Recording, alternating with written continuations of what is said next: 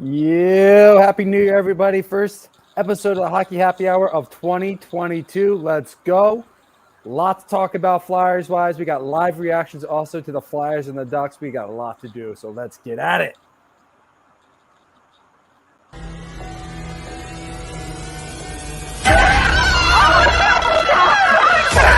Let's go!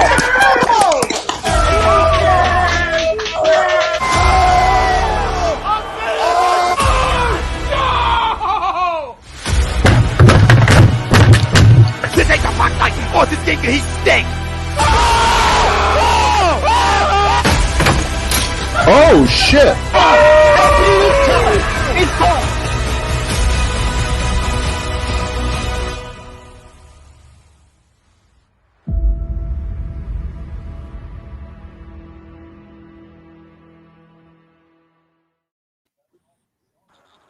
Welcome, ladies and gentlemen, to a brand new edition of the Hockey Happy Hour. We are live on A2DRadio.com. I am Matt Sudi, along with the Dark Wing, Brian Daly, holding his stick tight as usual. No, I put it down.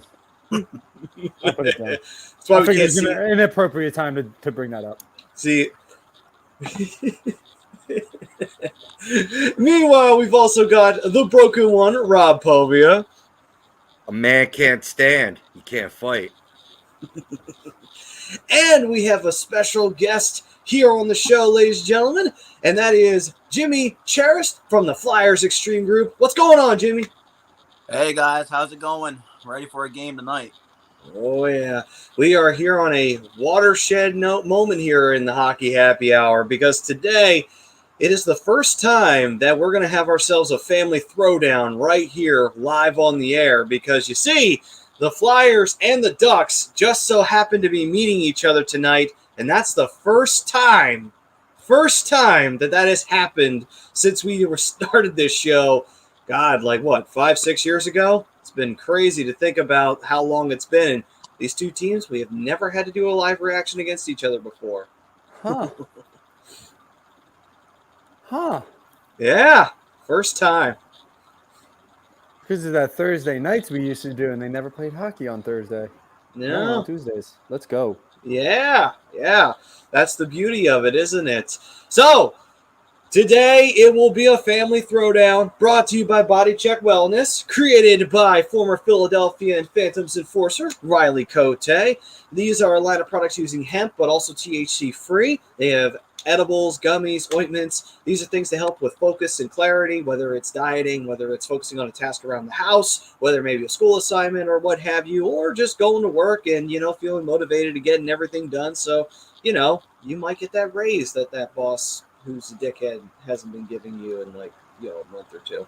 Anyway, Body Check Wellness, that's what it's all good for. And you can use the promo code A2D for 25% off of your order. Trust me, Rob's been using those products, and a lot of them have been using the products, and they have just been doing wonders for everyone who's having it.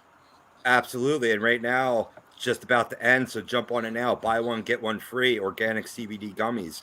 Jump on it. All right. And in conjunction with the family rivalry tonight, the poll question, the Flyers will defeat the Ducks, agree or disagree?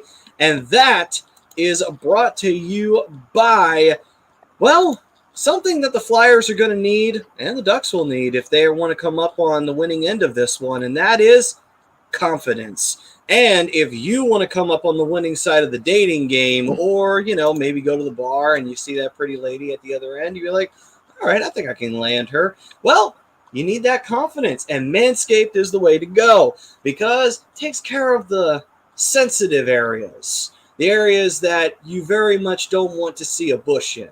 So definitely go visit manscaped.com, use the A2D code, get 20% off of your order with free shipping, and unlock your confidence today, gentlemen. You also got to get rid of that junk funk as well, fellas. Girls don't like it when it's smelly down there. No, They do not. They do not. You are right. All righty. So, gentlemen, with the poll question up and going, what are your thoughts on this? Will the Flyers enjoy a big victory that'll make their road trip, I would say, be a successful road trip, since they're batting .500 currently right now at 1-1-1? Or will the Ducks dance on the Flyers' graves? Guys, take it away. I think this is like, of course, I'm going to disagree. I think the Ducks are the better team. They're the faster team. They got a little bit more skill on the front end. But I will say this, though, the Flyers do have a little bit of this thing called FLYERS on their side. Anaheim is going to be missing quite a few tonight. I believe, Rob, you were saying that they have 10 guys, 10 forwards in the lineup for tonight. So that's going to cost them. These guys are going to be tired, so they're going to have to rest up and get the changes in there. And, the one thing the Flyers are going to have to do, because they're going to find themselves on the power play, they have to figure out ways to score. And it's going to be tough because Anaheim has one of the best penalty kills in the league right now. I believe they're still in the top 5, definitely top 10 for sure. They got their work cut out for them either way. I do like that Hart's back in net for the Flyers tonight. I like that Gibby's back in net for the Ducks as well. So this could be a goaltending showdown. But again, I like the Flyers' chances, but I am going to go Homer, and I'm going to disagree. I think the Ducks will beat the Flyers tonight. All right, then. Jimmy, So, agree or disagree? Flyers win this bad boy? I honestly think if the Flyers can have a solid second period, which has been their kryptonite, as well as capitalize on their power play, don't turn over the puck, and we got to see what Hart can do. I mean, Hart hasn't played since what? I think like the 16th. He only had the one practice, just came off the COVID list. So, I mean, Flyers really, this is pretty much an unknown game right now for the Flyers.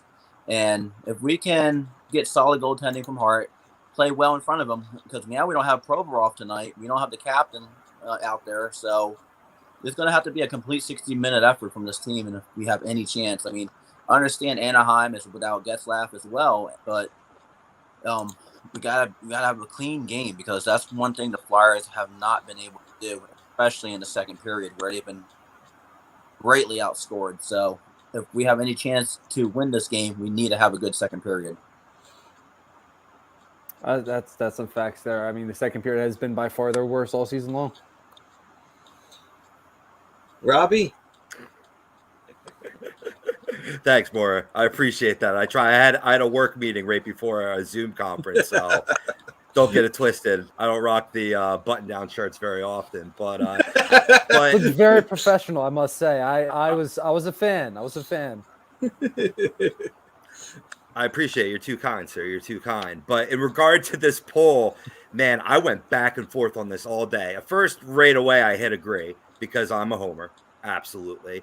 Then I heard news about G and Proby being out, and I'm like, that's not good. You have your captain and your best defenseman out, arguably your best defenseman out. Then I switched it to disagree. Then I heard Anaheim's situation being down to 10 forwards, as you mentioned, including being without Getzlaf and Zegras. Bill Meltzer broke that earlier. And then I went back to agree. I just think that even though both teams are missing some pieces, there's the big bright spot, and that's Cam York making his season debut tonight. Little known fact, Cam York is a native of Anaheim Hills, so he'll be playing, in his hometown virtually. And his 21st birthday is tomorrow. So he nets a game winner, and the B-Day drinks are going to be flowing. Listen, I like that the kid's making his season debut tonight. I think this, a lot of guys are calling for him. A lot of fans are calling for him. They think that he's ready, and he showed some good things last year towards the end of the year, doing some of the little things. But I didn't think he was fully ready yet. But let's see what he does tonight against a pretty quick, pretty tough offense here that the Anaheim Ducks tend to bring, and see what he's got. I mean, it's not at this point in the season. It's not really going to hurt. I mean, it could wind up helping more than hurting right now. They're only 4 points out of the playoff spot, so why not figure out and see what you have right now, and it might be a step forward. So Chris Dunn saying, let's go Flyers. One good game in 3 weeks would be nice. Can't lose to Mr. Ducksworth. And as for me, my opinion on the poll is I 110% agree because fuck the Ducks. The Flyers win. Yeah, fuck you too, Simple buddy. as that. That's how it's going to go. Why? Because someone's got to be that guy, and I'm going to be that guy, God damn it. I'm a ginger anyway, so it works. Hey, fuck you, buddy. Get out of here. Oh, Chris, Happy New Year, my friend. Yes, Happy New Year, by the way, to everybody out there. Hopefully a great 2022 is on the horizon, not just for our respective teams, but for everyone out there who is enjoying the festivities right now. So, By the way, real quick, 2022 for me has kicked off pretty well. Getting a championship in fantasy football. Oh, nice. Champs here. Let's go. Little discount double check. I got you. You're not the only one on this screen, buddy boy. There we go. Show a champs right here. Let's go. One thing I forgot to mention before, too, I mean, this team is missing some depth pieces, too. I mean, yeah, Nick Seeler, Jackson Cates enter protocols yesterday. Now you get Scott Laughton and Carter Hart back, who are both being inserted right into the lineup, as Jimmy pointed out. So, Jimmy, I mean, with these pieces, you know, in and out of the lineup, it's kind of hard to assess this, but I want to kick it over to you and see your opinion on this. You know, what do you think this team is lacking the most this year? What do they need to correct in order to make the playoffs? If I'm going to be 100% honest with you, it's consistency. I mean, right before this little break that the Flyers had, things were starting to roll again. We were getting back into scoring goals. We were playing a little bit better defensively. We need to get back to where we were in the beginning of the season. And unfortunately, now with the COVID, the Flyers are stuck alternating players. It's just a never-ending cycle right now, and Flyers just need to be consistent. Yeah, I mean, that's something I've been preaching for how long, Robbie? Matty? Oh, it's been the bane problem of the Flyers for not just this season, but multiple seasons. Consistency. Forever. And every time you get lines, keep on getting shuffled all the time, and just constantly reshuffling these lines, and then not being able to score in a power play, you're not going to win many games, especially when you're on the power play and the other team's getting those short-handed goals. Pretty much knocks you out of the game. No, you're right. I mean, I thought power play was starting to turn it around, going 5 for 16, going. I believe it was coming into the Christmas break. They were 5 for 16, or they was coming out, but it, you know, it's starting to turn it around, starting to be a little more productive in that sense. And ever since they went back on the West Coast, it's power plays back to where it was. I think non-existent. I think one of the things that really hurt the Flyers too was, you know, I talked about it last week. I think after they beat Ottawa and then that Christmas break just came right the fuck out of nowhere and just said, okay, we're going to push back the Washington game, push back the Pittsburgh game. We're going to go on this Christmas break earlier. And I think that just sapped all the momentum right out of the Flyers because you got that big gut check win against Ottawa. And then you were getting ready to face Washington with a chance to, you know, get a big win against them and then get a revenge on Pittsburgh. Both those opportunities taken away from you. Now you got to go out to the West. And while you did beat the Kraken, it was an ugly win. It was a very, very ugly win. It's a win, though. They count. Ugly ones count like the pretty ones, as, you know, the gentlemen say. And you go to a very mixed performance against San Jose. And ultimately, you do get a point out of that, but the Sharks walk away with the extra point, which – tough situation, but at least you got a point out of it. Then you play like absolute garbage against the Kings, and you wind up getting blasted right out of the Staples Center. So now it's a matter of, okay, this game could make or break, will make or break this road trip, basically, for the Flyers here. You know, was this road trip decent enough for them to get most of the points, or will this be one of those examples of Flyers really did not get it going on the road? You know, so it's big game tonight, and it's going to say a lot about how the Flyers were doing on this road trip, you know, because it's been a bit of a mixed bag since they're at 1-1-1 right So let's see here. Ted FX saying, "Oh, how much money did you win, Brock?" Couple hundo. Nice. Rob, how much did you win? I think it's 550 or 650, something like that. Nice. Yeah, nice. I didn't win the big money league, which was a little disappointing. That would have been 12 hundo, unfortunately. But Yo.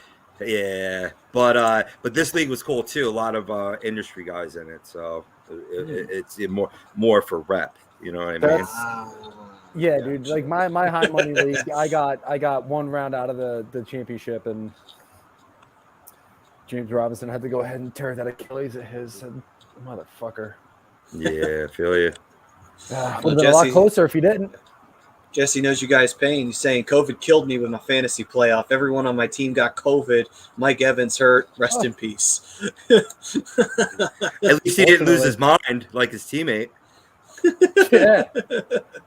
He does go on to say, you think Mike Meow Yow, that's actually a great name. Nice. I like that. Mike Meow Yow doing okay for having the job handed over to him in a shit show fashion. I mean, I think that the Flyers have rebounded better with him. I think with Vigneault, it was still chaotic.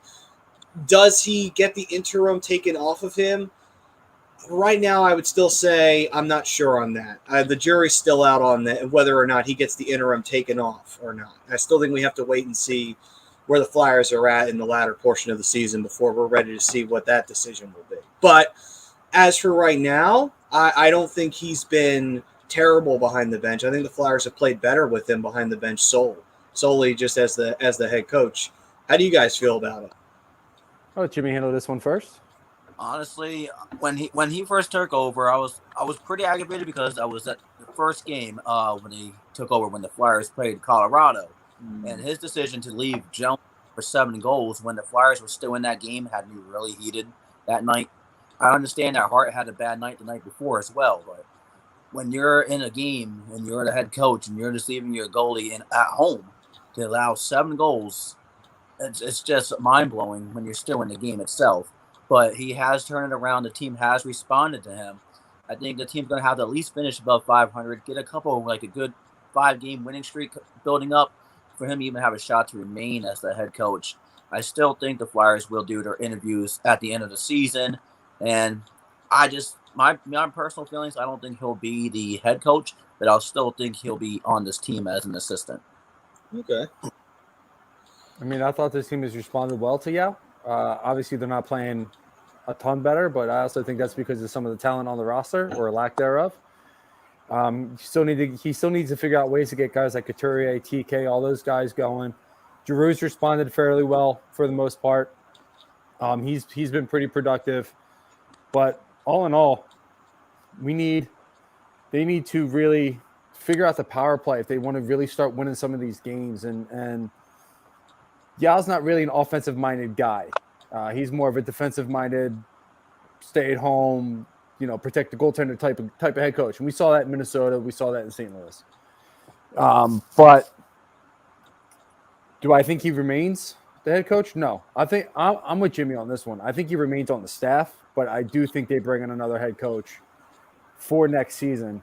And I think they do rock with Yao because of his relationship with Chuck Fletcher. Robbie. Before I'm going to get into something Mike Yeo just broke down, and that's tonight's lines real quick. The top line is going to be held by Scotty Superman Laughton with Farabee and Atkinson on the wings. Then second line, Hayes with JVR and Mayhew.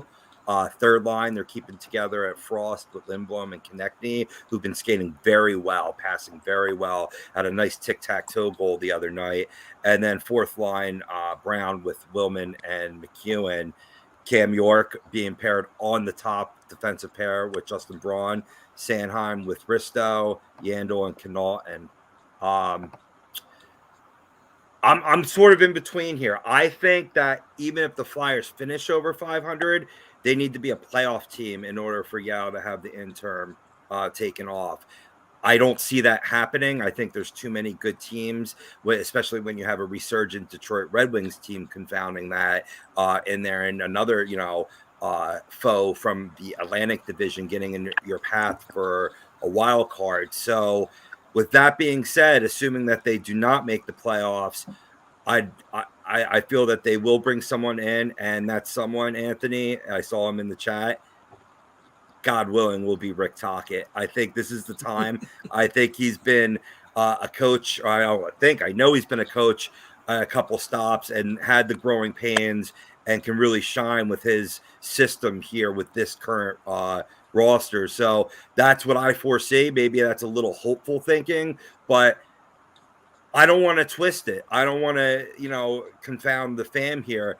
Mike Yeo has done a tremendous job what he's been thrown. I mean, far exceeded my expectations. So I don't think it'll be a situation where he per se loses the job. I just think, to Brian's quite astute point, you need a little bit more of an offensive mind at the top of the ladder. I mean, it's an offensive league, man. That's all they seem to care about is scoring goals. So, right. I mean, a guy like Bruce Boudreau, I thought would have been a perfect fit because he is player friendly. He does demand the little things to be done right, and he's a good regular. I shouldn't even go as far as say regular season. He's just a very good coach. He's a good offensive minded coach. Look what he's doing. Look what he's doing in Vancouver. We thought they were dead in the water. Yeah, Dan, I saw you in there. It ain't my bedtime yet. I still got about 40 minutes before it's my bedtime. It's like 40 minutes. But yeah, quack. That's what they need. That's what they need is a guy who can really get this offense going. And I like Mike Yeo. I like what he's done, especially on the back end. These guys have cleaned their game up a bit, and they need to figure out ways to score goals. They need to figure out ways to get these top paid players that they have on this roster going. Again, TK, Couturier, JVR, who's been playing better. He's been putting the puck in the net a few times here. Just got those 2 goals in Seattle. Got to get that consistency going. You got to get that power play going. Otherwise, it doesn't matter if they make the playoffs or not. If they do, they're going to be a first-round exit because you have to figure out ways to take advantage of special teams, take advantage of that power play. Yeah. Let's see here. We got Veronica Fight for Moyer. Hey, how's it going, Veronica? Saying, I want to have high hopes since Hart is back. Flyers need confidence and drive, and they can win this. I agree. And I think, confidence is a very important thing. And unfortunately, the Flyers, it's sad to say, but their confidence can get rattled very easy. And we've seen it happen even in the middle of games. They give up a bad goal, and then they kind of crumble.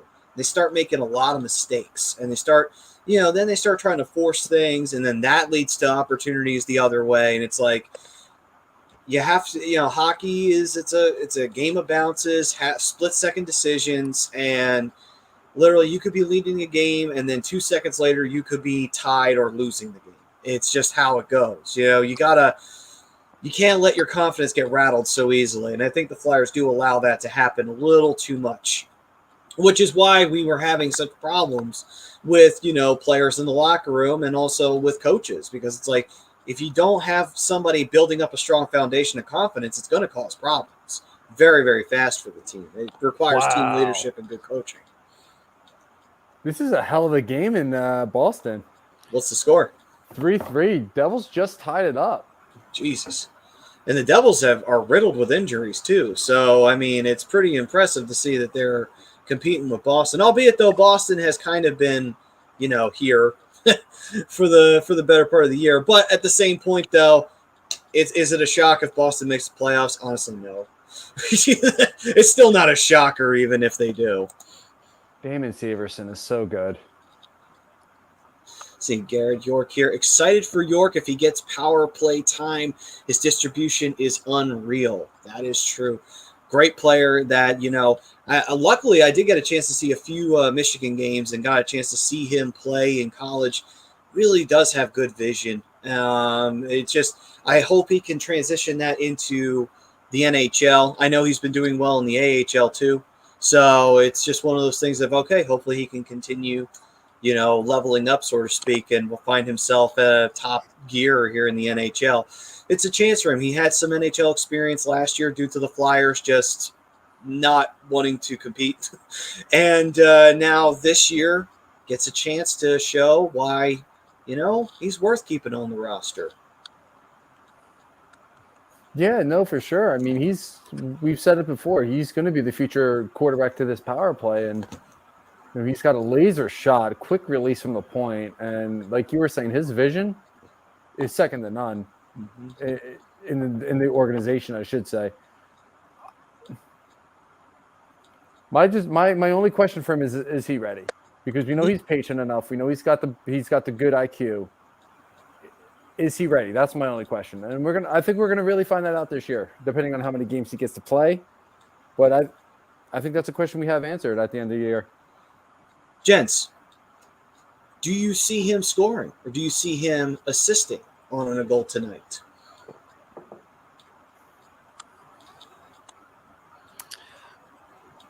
I'm going to say yes, because playing in the hometown, it's a good story. He can quarterback a team well, and he got his beak wet last season late in the throwaway game. So I don't think there's going to be. I mean, there's going to be butterflies, but I don't think there's going to be as many butterflies.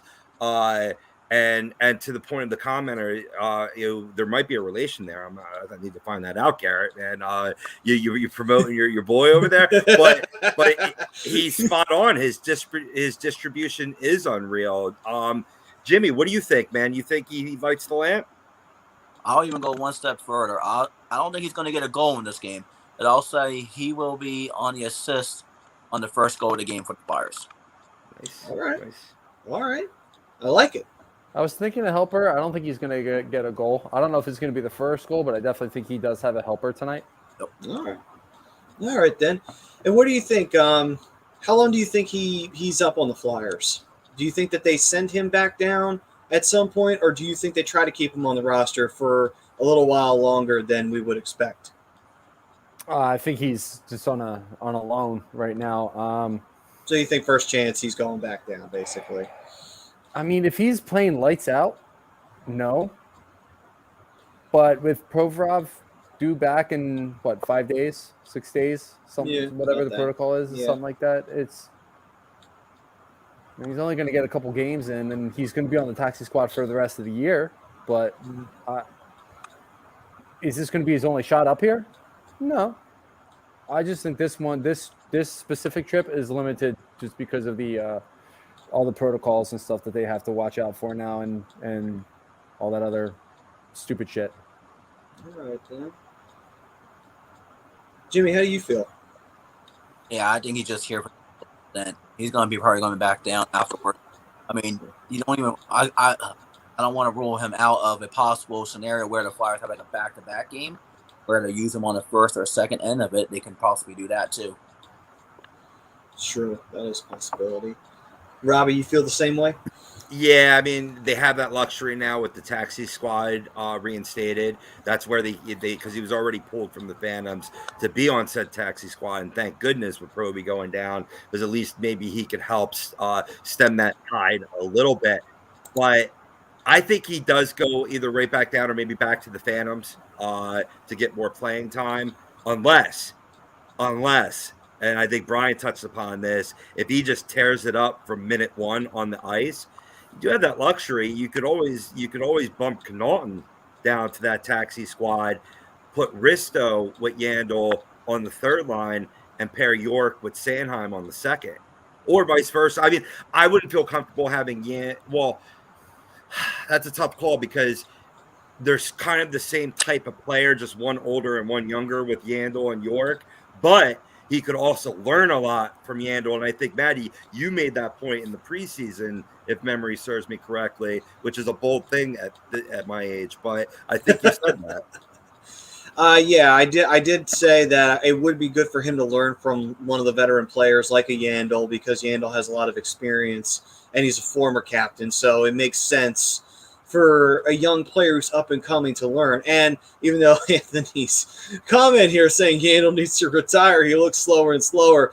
Sure, maybe during his play in the games, he hasn't exactly thrilled me, but still, though, to teach a young player, you could still do that. So that's not the worst thing in the world to, if practicing and such like that, to show young kid a few tips and tricks of the trade. I'm pretty sure Yandel is younger than me. I would hate to know what he thinks of me. Oy. Well, now that you said that, I'm sure you're going to find out in about 5 seconds. Probably. So- I do this to myself. And Dan saying, yo, Happy New Year 2022. Hey, Dan, Happy New Year to you, brother. And Dylan saying the Panthers are good. The Panthers damn near are great, quite frankly. I mean, who knows what will happen? I said this about them in Carolina. At some point, I did not know they had a Wild Wing statue in front of the arena. That's interesting. Oh, Anyway, but sorry, ADD kicked in there. But so I've said this before about Carolina and the Panthers. You know, one of them is probably going to win the President's Trophy, and they're going to fuck themselves out of the Stanley Cup final. It's just going to happen. Watch those two meet in the Eastern Conference Finals, and whoever won the President's Trophy gets eliminated. And I'll laugh my ass off. It's like, yep, that's your fault. Got no way to blame but yourself. Don't ever win the kiss of death. This is what happens to you. Oh, Taryn Hatcher, Pretty in Pink. Swing. I'm not going to get to see her until the freaking intermission. This isn't fair. Stupid North Carolina. Well, I mean, you could always try to go to a streaming site so that way you could get the pregame. I have ESPN Plus. Yeah, but I no mean, pregame. yeah, but you'll get the pregame there that way. And with some kind of virus from being on that team. A virus that will not be named. Yeah. Thanks to Facebook or Meta or whatever the hell they're calling it these days. Now, speaking of Facebook, I don't want to skip over this point, before, I'm not saying right now, but before Jimmy's got to run and do his own video for Flyers Extreme over on Facebook. But, I mean, obviously it's a huge Flyers group. You want to add what the motif is of that group, any other details kind of for our fam to join your fam? Yeah, pretty much Flyers Extreme, we welcome anybody. Pretty much, for example, on January 11th, the Flyers are having their Pride Night. I made a little post in there that we're going to be celebrating that. It's hockey's for everybody. Pretty much, I want everybody to feel welcome in this group. There's no drama. That's one thing we do differently in here. We do giveaways and everything like that. We just did a contributor contest last month where we gave out some T-shirts, some Flyers memorabilia, and things like that. And in December, we were trying to raise some money and donate money towards the sanctuary for dogs, the senior dogs. So we always try to do some kind of fundraiser, trying to give it back to the community. That's awesome. Yeah, and I mean that just sounds like it's really fun, and it sounds like you guys definitely are definitely trying to make sure that everybody is having a good time, and that you're reaching out to all those good causes. That's a great thing to hear. What I'm hearing is the complete antithesis of Flyers Nation. Yeah. No toxicity, none whatsoever here. What I'm hearing. Did I share in that group? Oh. I'm unprofessional, especially if the Flyers are playing a really nasty game and I'm having a few drinks. My live stream are far from professional. I just don't even know what the heck I'm saying half the time. So he fits in with us three. That's perfect. Yeah. Oh God, I used to. I mean, anytime the Flyers playing the Penguins, I'll call Crosby names that'll get us not only demonetized, that'll probably get us thrown off the fucking air. So, Wow. Brian, Rob, no, they've seen. They've. Brian, Rob, no, they've seen me when the Flyers are playing the Penguins. I'm fucking horrible to be around when they're playing. I mean, he's pretty much horrible to be around on any day that ends in Y, but it is what it is. Somebody say drinking? Yay! It's time for shot number 1. Hooray! Cheers. Sit down. Salud, to your my health. friend. All right. So is this game getting started anytime soon? Let's go. Well, it's 9:34 now. It doesn't get started till 10. That's the thing about it being on the West Coast. final 10 o'clock game this season for the Flyers too. Oh, Yeah, okay. really. Well, at least they're going out on a bang on this one. Not yet. Not yet. Game hasn't started yet. I'm antsy because You don't this want is your the first team. time we've done this. And I love it when we beat you guys because then I feel superior for about 5 minutes. Quack quack. Mm-hmm. This What is happens when we when- need Brodo because he has all our sound effects. But what happens though when the Flyers win? Then what? Well, then it's just no skin off my back. It's just a normal day where I'm just, here and everybody else is up here. Tip the cap. Tip the cap. That's all you can do. The one thing I know is we won't have Anthony picking on G tonight because he's not playing. That's a good point. Oh, Well, you see, I look forward to that. yeah, he'll still pick on him. To be honest with you, it's one of the things that I think he enjoys it. It's correction. Excuse me. Right when I said that, Anthony comments, if Giroux keeps playing good, I'm willing to take the Ben Simmons tag off since he is starting to shoot the puck more. All right. Yeah. Well, appreciate the compliment on that. Unfortunately, he will not be able to do that tonight because unfortunately he's out. Well, I will quickly throw this out though. They put this up 2 games ago. Most power play points since 2010-11. Well, in the whole NHL, G leads that list with 308, and that's above Alex Ovechkin at 301. His teammate Nicolas Backstrom, 293. Sidney Crosby at 277, and Phil Kessel at 273. That's a nice list to be leading for our captain. Yeah, it certainly is. I mean, it's good to see, and for all the shit that people throw at Giroux, still one of the best players the Flyers have ever had, in all honesty. I mean, how can you argue against it? By the way, Brad, this is for you. Yay. Yeah. I haven't seen that in a while. Yes. I found them. They're buried, but I found them. Let's go. Again? All right, we'll do another one just for that, just for the request. There we are. Perfect. Tyler, I don't know if anybody knows what's going on with Brian Ellis right now, but yeah, at this point, it is getting pretty ridiculous. Yeah. It's a shame, too, because you'd love to see him play in a Flyers jersey at some point. But anyway. He's still got another 5 years on his contract to really make up for this year, so I think he will.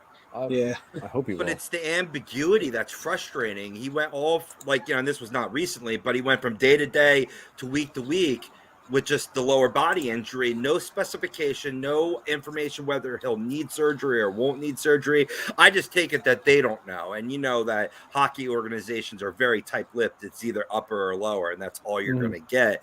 But it's just it's just a cloud that he's been in. And then he, had to go into health and safety protocols himself, which further confounded that. It's just a shame because what he brings to the ice, just that physical presence, plus his scoring ability, you really see this team missing it. Yeah. Oh, for sure. I mean, he's a top 10 defenseman in this league, and he just brings a certain edge to his game that would really help this team out, especially on the back end and on the power play even, that they don't have because he can't stay on the ice. And it's a shame because I love Ryan Ellis. I think he's probably one of my favorite defenders in the league. And to see him come here, to be able to see him play every day was something I was really looking forward to. And I think I've seen one game with him. It sucks because you know where he is as a player in this league. It's just unfortunate that he can't stay healthy and get back on the ice. Well, unfortunately, that's the Philly curse. The good old Philadelphia curse of, I'm a Flyer now. Oh, that's right. I got to get injured. Okay. I'll sit here on the bench, guys. I'll give you moral support. Anyway. Yeah, Jim. We always get that one player that seems to be out for most of the season. Like last year with Nolan Patrick, there's always that one Flyer. A couple years before that, Neuwirth. It's always that one. Yeah. Yeah. Although I think Neuwirth I don't know if that's just strictly a Flyers thing or if that was just a Neuwirth thing, because he's the only guy that I've ever known get hurt going to the bench. So, oh, God, I'll never forget that. I think they were playing Minnesota. He had one shift. So he played for like 5 minutes, go to commercial break, comes back. Oh, yeah, Michael Neuwirth's out. So they put Mrazek back. I'm like, what the fuck? It's been 5 minutes. How the fuck did he get hurt in 5 minutes? Are you kidding me? Goddamn Michael Neuwirth. Talk about a guy made of glass bones. Holy shit.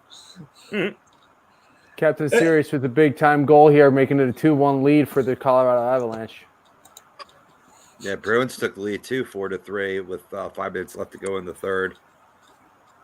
I got to say, I love seeing Jonathan Tace back out on the ice. He was missed last year by this team, for sure. And you say what you want,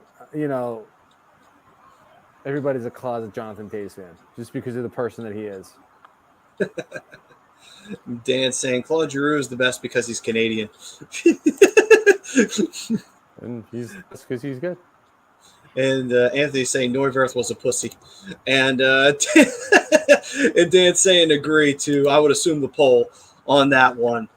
But he's pulling for the Flyers tonight because he wants Vancouver to gain some ground on Anaheim. Oh, I'm Ain't sure happening, he does. bro. So, gentlemen, you talked about it before, Rob, with, Claude Giroux standing alone and having, this great stats to his name. As we're getting towards the end of his time with Philadelphia, while we don't know, we can see the finish line. We just don't know how far away it is at this point. What do you think his legacy will be with Philadelphia? Because of all of the everything that's been happening over this last decade and some, since he's been on the team, and then he eventually becomes captain, and the chaos that has ensued in the 2010s, that he has been just there for the whole thing, more so than anybody else. What do you think his legacy will be in Philadelphia? Because I have my opinion, but I'm interested to hear what everybody thinks on this one, because I'm sure we're going to get varying opinions in some degree. Well, I'll start off and say that one thing I'll always be remembered for is that check on Crosby and then coming in and scoring the goal. I think that's one that can overshadow a lot of faults and be what he's remembered for here in Philadelphia. Sadly, it will be the playoff droughts that he's had. And I think it's a legacy that's one where they never adequately put a good team around him. You know what I mean? And that's no excuse. Your captain has to rise above. But when it comes to the playoffs, I mean, certainly regular season, the numbers speak for themselves. But I just think, much like the mascot, much like our boy Gritty over here, Grit, I mean, in terms of Flyers captains, I think he's definitely one of the more grittier ones. I think he's been one ever since he came up in this league, just a hard worker, a guy that leads by example on the ice, a guy that'll yap and stick up for his teammates. And I know at one point on this show in weeks past, I've said that I could see him possibly finishing his career with Ottawa, like going home. But at this point, I actually read a great article by Jordan Hall, beat writer for the Flyers, and he made a good argument how G's going to retire a Flyer. And geez, I mean, we all want to see that, right? Mm-hmm. I can't add anything to that. That was pretty spot on. It's been like you said, his regular season numbers speak for themselves. Just what an outstanding captain he's been, and it's been very difficult because I think since 2010, it's been every other year the Flyers would make the playoffs. They haven't had that run where they make consecutive years in the playoffs, and it's really hard to judge too much about him. But his recent playoff runs, he has been in, unfortunately, hasn't been that great. But that one with Pittsburgh, I mean, that's one right there to remember, especially. But I think he will be one of the better Flyers captains. Will he return next year? That's to be determined. If they can make a run somehow this season and they can get, at least into the second, maybe even third round, then maybe it's a possibility. But I think he's going to be remembered for the playoffs of not being able to get it in consecutive season. Right. My opinion of it, I think he'll go down in history as one of the more underappreciated captains in Philadelphia history. And the old saying goes, you don't know what you got till it's gone. And I think when Giroux leaves, or when he retires. I think we all know that Coots is probably taken over after he's done. But the thing is, it's like, is Coots going to be on the same level as Giroux? I don't know. It's hard to say because Giroux, in my opinion, makes a strong case as the best Flyer since Eric Lindros. Maybe even possibly better. I mean, it's because of just the fact that, he's been on the team a little bit longer, and also on the fact of he's been captain a little bit longer. But at the same token, though, I think that throughout all of the crap that Giroux's had to deal with Philadelphia, and the Flyers organization has made it hard on him. Let's call it what it is. I don't think Giroux failed the Flyers. I think the Flyers failed him in almost every aspect, because it's like there were a lot of chances to make the team a little bit better around him. And while there were some GMs that thought about doing that, there were others that thought, no, we'll just make a run. And it didn't work. And I think that getting caught in that really hurt his stock in a lot of the fans' eyes, and that's not fair on him because that's not his choice. He's not in the front office, and he's not the type of guy who's going to go to the coach and say, you need to demand this of the GM. That's just not how he is. And that's something to be appreciated, too, because there's a lot of stars who aren't afraid to, go out of their way to tell someone how to do their job, I mean, hell, look at the NBA. Almost all of them do it. But, when you get right down to it, I think Giroux will go down as one of the more underappreciated players in Flyers history. And I think when, 4 or 5 years after he's gone, I think a lot of people will look back. I was like, God, I was way too harsh on Giroux because he was really that good. He was really that good. And no one noticed for a long time except the ones who saw it, I will say this, though, real quick. Because I agree with about 95% of what you just said, Matty. The only thing I disagree with is I don't think it's a sure thing that Couturier gets to see after G's gone. Okay. With the reason, and that reason being, he has not been the same player in the last 2 years. He hasn't been that 30-goal scorer. He hasn't been that complete 200-foot player. He's been disappearing with TK. No, and all right. I think a lot of that has to do with the fact that he finally got his contract. Because again, where has he been since he got that extension? He hasn't been that same player. That's a good point. Yeah, no, you're bringing up a good point there. You're bringing up a good point. And I think that's why you see G come back next year on a shorter contract, because who do you replace him with right now? I don't think there's anybody on this team right now that you give that seat to outside of G. Yeah, because, I mean, the only other person you could possibly throw it on at this point, maybe Atkinson. Yep. I'm thinking Provorov. Provorov, maybe. Yeah. Mm-hmm. Or Hazy. You could throw Hazy on there too. The only thing is that would be a mistake because he's not that type of leader. He's the type of guy that keeps the locker room light. Cracks the jokes. Captain can't be cracked. You know what I mean? The captain's got to crack some heads. You know what I mean? Oh, for sure. And that's kind of like my whole thing is what's up, Priz? I see you in there, hey, Bryce. Priz. What's going on, Bryce? He was kind of. And what's up, Bryce? Yeah. And that's my only thing is a couple of years ago, I would totally agree with Couturier being a captain because he was playing that full 200-foot game. The guys respected him. I'm not saying that they don't. They listen to things that he had to say. When he talked, people listen. I don't get that vibe from him the last 2 years. I just don't think he's the same player that he was 2 years ago because he finally got that payday.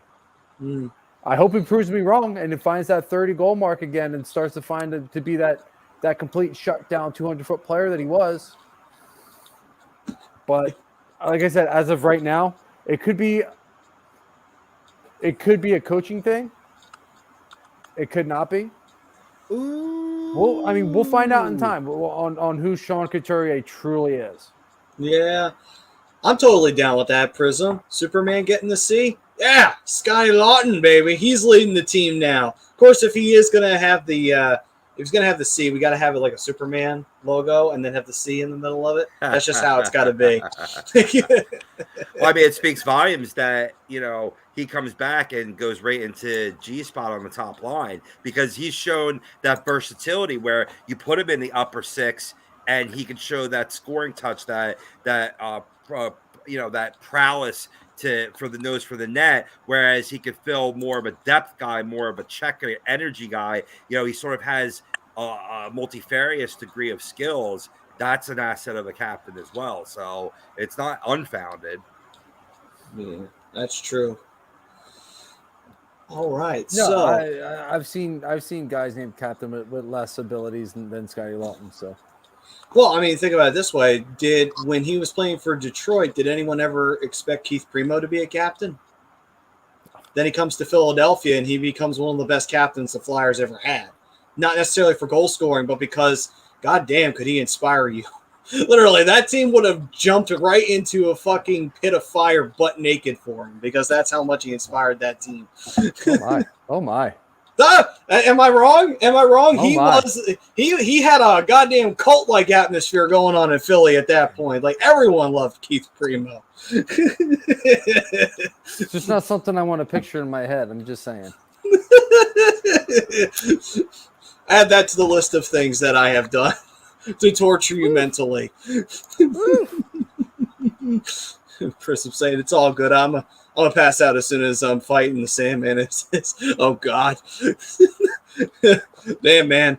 I'll tell you right now. Prism's biggest enemy right now has been his work schedule. It's like just been kicking his ass, unfortunately. Oh, I feel bad for the guy.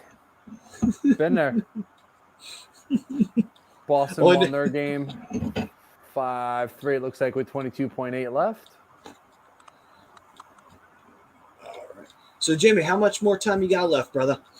I got at least a couple more minutes.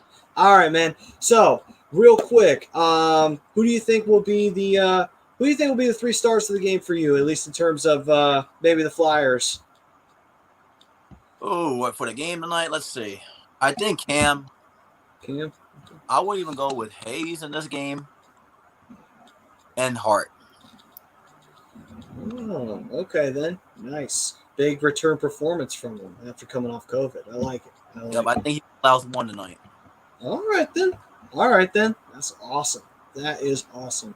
So Jimmy, before you head out, man, besides the Flyers Extreme group, where else can people get a hold of you if they wanna chat up with you? Yeah, I got Eagles Extreme. I got Flyers Extreme and Philly Sports Extreme. That one's not as active, but the Eagles Extreme and Flyers Extreme are the main two. And I definitely want to give a shout out to the owners in Flyers Extreme who helped me out and my admins, because without them, the group isn't anything. It's just not one person. It's a collaboration of everybody. Natalie Cellini, Veronica, who you've seen in here earlier. She's one of the owners. And Summer Nicole, I'm sure you guys know her. So it's a whole bunch of people who really help out. It's a team effort. Awesome. Well, hey, they're all doing a great job. And, that group just keeps on. They keep on kicking ass and taking names. Oh, yeah. Oh, that's a bad turnover. I did, even though I was stepped away, I did hear those 3 stars, and I applaud for those picks, because if the Flyers are victorious tonight, Carter Hart has to be your number 1 star. Oh, yeah. Has to be. But they're not gonna be. Fuck you, SJP. See, yeah. Maybe we get to see Stolars tonight. Yeah, I know, right? Out of the game. Probably better off. He's actually playing a little bit better than Gibby is right now. Who knows, though? Maybe the Flyers will do what they did to Matt Murray those couple of times, where every time the Flyers faced off with him, he got hurt. Maybe the same thing will happen with Gibby tonight. Maybe, Maybe, If that happens, I'm jumping through the screen and I'm going to strangle you with my microphone wire. Well, before you strangle me, is there any other things you want to ask Jimmy before he heads out? I'm good, man. We're good. Robbie. All right. Thanks for your time, Jimmy. Appreciate you jumping on, man, and also appreciate you supporting A2D, letting us drop the shows in your group. This is definitely, a match made in heaven, brother. Absolutely. Anytime you guys want to share anything, you guys are always more than welcome to. Appreciate it, Jimmy. Appreciate it, man. And thank you for joining us. Anytime you want to jump in and you want to talk some Flyers, man, hey, you're more than welcome. Sounds good. All right then, man. Well, you take it easy. good luck out there in the Flyers Extreme group, and let's go Flyers. Go Flyers. Take care, Enjoy the guys. game, Jimmy. Thank you. Peace, man. All right. Oh no. Relax. Fix I it. got it. There you go. I wasn't shouting for me. I was sort of just mimicking what the fan was doing when they have to see this mug up close. You know what I mean? I'm not worried about them. I'm worried about more about me. Jesus, I had to look at myself. Sorry. Oh, But anyway, that was Jimmy Charis for Flyers Extreme Group. Check it out, ladies and gentlemen, and check out Eagles Extreme, the other group as well. Excuse me. And, all the great people that run them. And, a very welcoming Flyers, and I would assume Eagles community as well in the Eagles Extreme group. And, if you want to talk Flyers and you want to not worry about toxic people, that's the place to go. All right. Like that's those are my types of groups is groups like that where I can just sit there and actually have a conversation with somebody and somebody's not calling me an asshat or a fucktard or just I mean, So I already basically- know on those things. I don't need you to remind me. So basically, you're done with being on the show because that's like weekly here. No, we keep it positive. I think the fam here keeps it positive. I mean, there's Right, for the most part, there's some you know, arguing, there's some bickering, but there's no. At the end of the day, we're sitting down at the dinner table eating together. No, I know. It's just that backhand the shit out of Matty because sometimes he just needs to, get backhanded a little bit in that eye of his. Shut up, bitch. I did want to answer your question though, Matty, that I heard about 3 stars tonight. Because I agreed with Jimmy that number 1 star being Carter Hart. I think my number 2 star tonight is going to be a guy that has been playing lights out recently. That's Joel Farabee, sitting on 10 goals on the season. I think he pots 2 tonight. And 3rd star, I'm going to give it to Troy Terry. I mean, he's a guy that's leading this team, I believe, in goals and points. I think Getzlaf is your assist leader. Just guessing there. Well. Yeah, I think that's a safe guess. Pretty safe guess, yeah. But, I mean, I don't think your Ducks are where they're at right now, if not for just an out-of-this-world, unexpected great season from Troy Terry. Yeah, I mean, Terry's at 18 goals, and then the next closest one to him is 8, and that's Trevor Zegras and Sonny Milano, who have been absolutely lights out together. Getzlaf with 20 goals as the assist leader, and Zegras is actually right behind Terry with points, and so is Milano. Like I said, those 2 being line mates is just absolutely ridiculous. They're just magical together. Zegras and Milano, 25 and 22. Like I said, right behind Terry at 31. interesting. No, Ted, a couple minutes here. We're gonna get going. Now, Dan does say the Flyers never had an American player that was better than the Canadian player on the team. Fact. Correction. John LeClaire was American. So I would say he was better than a few Canadians that were on that team. Just a few. Thank you, Matty. You beat me to it. I was thinking a lot of people they hear the American. Right, because based on the last name. But yeah, he was from Vermont. He was born in Vermont. Yep.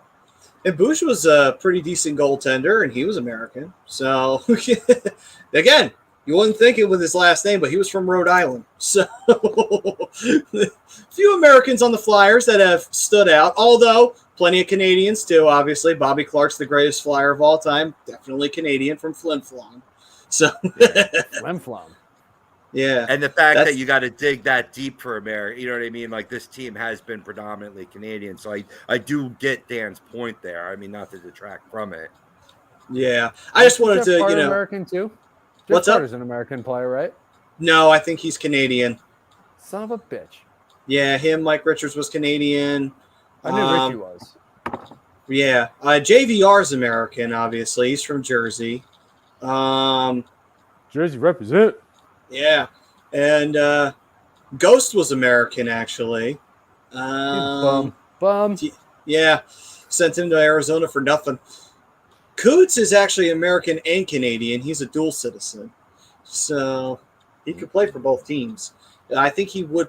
I'm not sure what team he'd play for, though, because his dad was Canadian, because his dad played hockey in the States, but he was born in Arizona. So he's got the dual citizenship. Wait a minute. What are you trying to say? You're saying that Sean Couturier plays for both teams? Hey. Listen, I'm not judging. Hey, as long as he scores Boys. goals, I don't care what he's doing in his spare time or Boys. whom he's doing. I have a dilemma. Because I'm on ESPN Plus, I can get either broadcast feed, and I don't know which one to pick. You could always flip a Because coin. I like Anaheim's commentators better than the Flyers, but the Flyers have Taryn Hatcher. Well, pussy is a powerful thing. You just switch over for the intermissions, baby. I might have to. Prism I might saying, have to. by the way, Bri, for you, Prism saying, we treat Sarah Jessica Parker with the proper respect any sandwich maker with legs deserves. So very little. I still don't think I look like Sarah Jessica Parker. This is absurd. Like I don't know. This is bullshit. This fucking bullshit that Brodo started. Okay, so now I gotta find if we still have that banner. Anytime the Ducks score, I'm gonna have to bring that up just to ruin it somewhat. What's up, Cameron? Yeah, Zegras is a stud. What a stud. Anaheim is one team that just knows how to draft one position, kind of like Steelers draft on wide receiver. Yeah, they've done a good job drafting some forwards, but I mean they're doing all right on the defensive side as well. They got a pretty stellar goaltender in Jonathan Gibson and Anthony Stolarz, even though they didn't draft Anthony Stolarz. I'll take the credit for him. You're welcome. They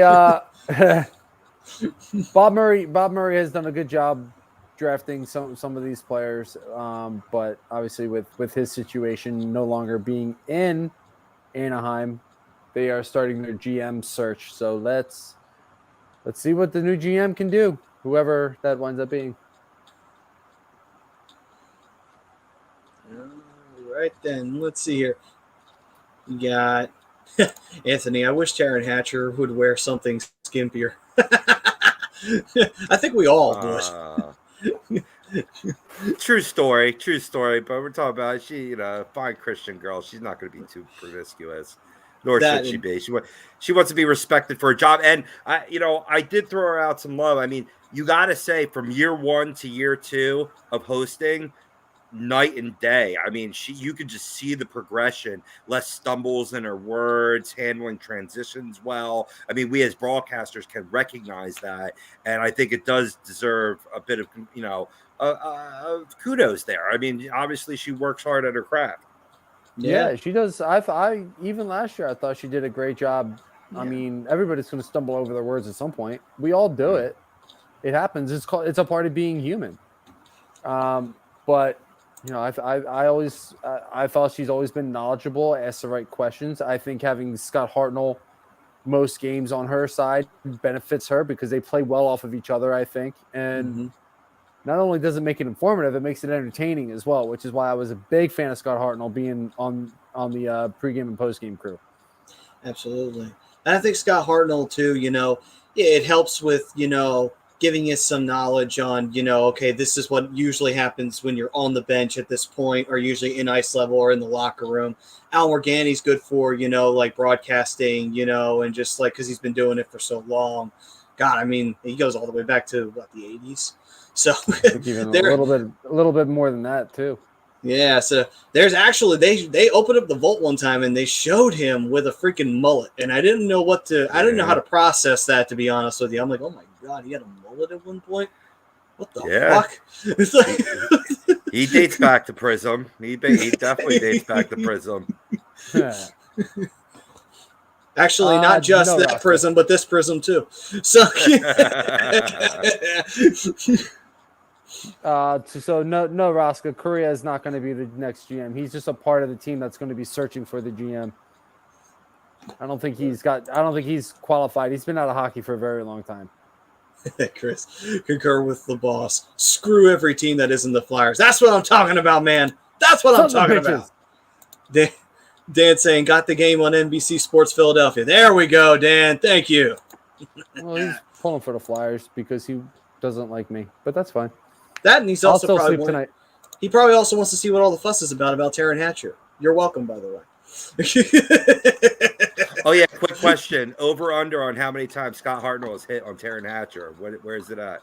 5? Oh God, maybe it's way 6? whatever the number is. It's way over. Even though he's like 30 years older, but that won't stop Hartsey. Hartnell down. Wasn't that a question somebody asked in the chat anyway? How many times? At least I show my face on my or whatever that is YouTube profile there. You can barely see it there. I think he's wearing a mask. It over. Oh, well, I just saw what Taryn's Taryn's wearing. She looks great. She always looks great. She can make freaking burning coals look great. See, Anthony saying, do you guys know any dating sites to pick up chicks? Well, are you asking for yourself? I think he's asking for me. Or just the whole crew, maybe. Maybe. I don't know. Take that shit to Bumble, Anthony. And you'll thank me for it later. Chris saying, won't stop me either. Smoking. No, she's like ideally like the type of girl that I'm looking for. Like she's tall, she's gorgeous, she's smart. She's been to Hawaii. You know what? I think I realized. You know what kind of sexy she is? She's sophisticated sexy. You know what I mean? Like she's got that intelligence about her. And that makes her even more hot than just the fact that she's good looking. It's like, oh yeah, she's pretty, but she's smart on top of it. That just accelerates it even further. Sets the dial up to about a 10. Chris, that's hurtful. That's very well said, Chris. I'm surprised that wasn't DB who said that one. But well done, Chris. Cameron saying, let's hope Cam York can show us something promising. I need hope right now watching this team. Yeah. Hey, he will. He will. I mean, I thought he showed some promise last year, but again, this is a completely different situation. Cameron, I know you jumped on a little bit later in the show, but you know, when we had Jimmy on here, who's one of the admins on the Flyers Extreme Facebook page, you're just saying that I think this is going to be a small stint for him. I don't think it's the only stint he gets up here, but I think it's a short stint, just until Provi gets back, and I still think they're trying to figure some stuff out. Unless he just absolutely wows everybody tonight, I don't see him being up here that long. But I do see him coming back up. I think he will be a taxi squad player. Yeah, and I see where Cameron's coming from, too, coming off that ugly game against the Kings over the weekend. You know, things were rolling pretty well up until that point. Yeah, and again, just going to keep reminding people, they're only 4 points out of a playoff spot. Yeah. It's not like they're sitting at the bottom of the league. Yeah. They're still in it. They're still in the thick of things. They need to, like Jimmy was saying earlier, they need to find some consistency. And I think that's probably the best thing for them. They showed somebody with a sign saying Gritty for president in 2024. He would absolutely have my vote. He doesn't even need to campaign. That's our future president right there, ladies and gentlemen. We could do no worse. He is the best option, in all honesty. Wow, John Gibson and Carter Hart's numbers are almost identical. Yeah, they are. They showed that on the Flyers feed a little bit ago. Well then, take all expectations and throw them out the window. This is going to get real interesting real fast. Good luck. Yeah, same to you. This is going to be crazy. Well, according to NBC Sports Philadelphia, they juggled the lines a little bit from what Yao announced. You got Morgan Frost on the top line with Farabee and Cam Atkinson. Then you have after that second line Hayes with Laughton on the wing and JVR. Third line being Mayhew with Lindblom and Konechny, and fourth line, you know, staying as said Brown, Willman, and McEwen. But I think that's a mistake, man. I really like how Frost has been operating with TK and Oscar. You know, we'll have to see how that comes to fruition tonight, but. Yeah, it looks like that's the line they started with too. Is TK just stole the puck and goes back the other way now. What's up, John? I saw your comment earlier. I'm not ignoring you, I promise. Yeah. Hope everything's going well, brother. Hope you had What's a good up? New Year's, good Christmas, all that other fun stuff. Same. What's up, boys? Let's go Flyers. Stay hot. Schittsburg on Thursday. Can't wait. That is true. Got a big rivalry game. Round 2 of the Battle of Pennsylvania on Thursday. So you definitely want to get a win. Available on ESPN Plus as well for all the fans that are out of market. Yeah, true. Yeah. True. Yeah, true. Shattenkirk has been on 4? What? Teams? Yeah, Anthony's asking. Shattenkirk has been in St. Louis, Washington, the Rangers, Tampa Bay, and Anaheim. So 5. 5. Okay. There we go. Shattenkirk. Damn, Brian, it's 10 p.m. What are you trying to get rid of me for? Because you're a Ducks fan. He's a Canucks fan. Yeah, but you're a Ducks fan. You're in the same division as him. I'm starting to take this personally. I'm starting Brian, to take it's this personally. Brian, it's 10 p.m. Do you know where your kids are? They're all over his dad's mom's shirt right now. Oh. I wasn't going to go there. Moira saying, can't wait Kirk to was play. not on the Avs. Was he? He was? I don't remember that. But Moira saying, can't wait to play Bitchney Crosby. He's making me double check because I don't think because I'm 90% sure he was drafted by St. Louis. He was drafted by St. Louis, yes. I know he didn't play. Yeah. Uh-oh. Puck's loose in front. Luckily, nothing came of that. Flyers. No, he was drafted by the Colorado Avalanche and then traded in season to St. Louis. Okay. Yeah. Okay, Anthony. Did he play did he dress for any games for the 46 games. 46 games for the Avalanche, yeah. All right, Anthony. All right. Good on you, If you knew Anthony. the answer, why the hell you asking? Yeah, right? He probably looked it up after he commented, but I mean, no, that I did not know. I didn't know that either, Brian. I don't fault you one iota there, but fuck your Ducks. Hey, fuck you too, buddy. Fuck you too. Brian Will's saying, what's up, my boys? Happy New Year. What's up, Wills? Happy New Year. By the way, it's open season on Bry since the Flyers are playing the Ducks. Well, just wanted to throw that out to you. I mean, if we're going to do this, we're going all the way. Will's got to get in on this. Let's see here. Right over there. Ducks get the turnover. The point shot goes wide. Wait, hang on. Am I ahead of you guys for once? I do not know. Oh, 60-35 right now on my feed. Oh, why? Damn it. Good try. It's all right. Wait, what time are you guys at? I am at 16:23. Fuck. Never mind.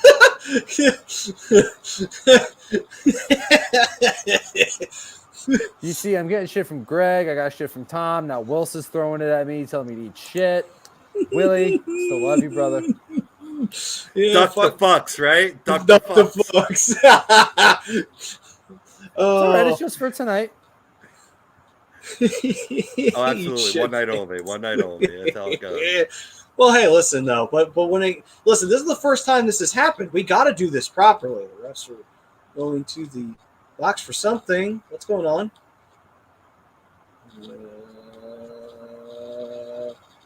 Goal! Oh my God, the Ducks just scored. Huh?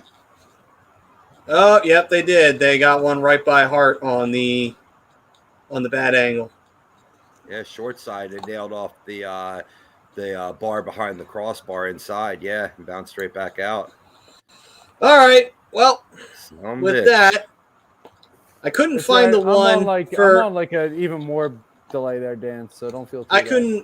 So since I couldn't find the one where Bry looked like Sarah Jessica Parker, anytime the Ducks get a goal, I think this will fit the Flyers' mood right now. Now that the Ducks have scored a goal, so anytime we see that, that'll be the banner we use.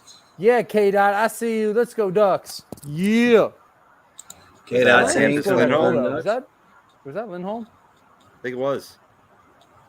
Yeah, that bounced off the camera. That's probably why nobody really even. Chris, are the Ducks doing social distancing in the stands or just shitty fan support? Crap goal. Actually, I wish I could say it was social distancing. But and we're saying way ahead. I'll take it. I'll take it. It's 1-0. Yeah, so obviously Hart, definitely his first game back, letting a softie there. But yeah, that was a little bit of a worry of mine, him coming off of COVID and having his first game back. Those are the risks you run sometimes. You're a little rusty. I mean, Flyers haven't played in a couple of days either, and that was a seeing eye puck. That's all that was. I don't necessarily fault him for that. He put himself in position and. Oh yeah, okay. And seeing it now from that angle, it hit the post and went in. So yeah, I think I agree with you on that one. I wouldn't necessarily put that one on Hart. Yeah, he had been having trouble this season in terms of cheating too far off the post. We've seen that on a couple of times. That wasn't one of them. That was a laser from Lindholm. Mm-hmm.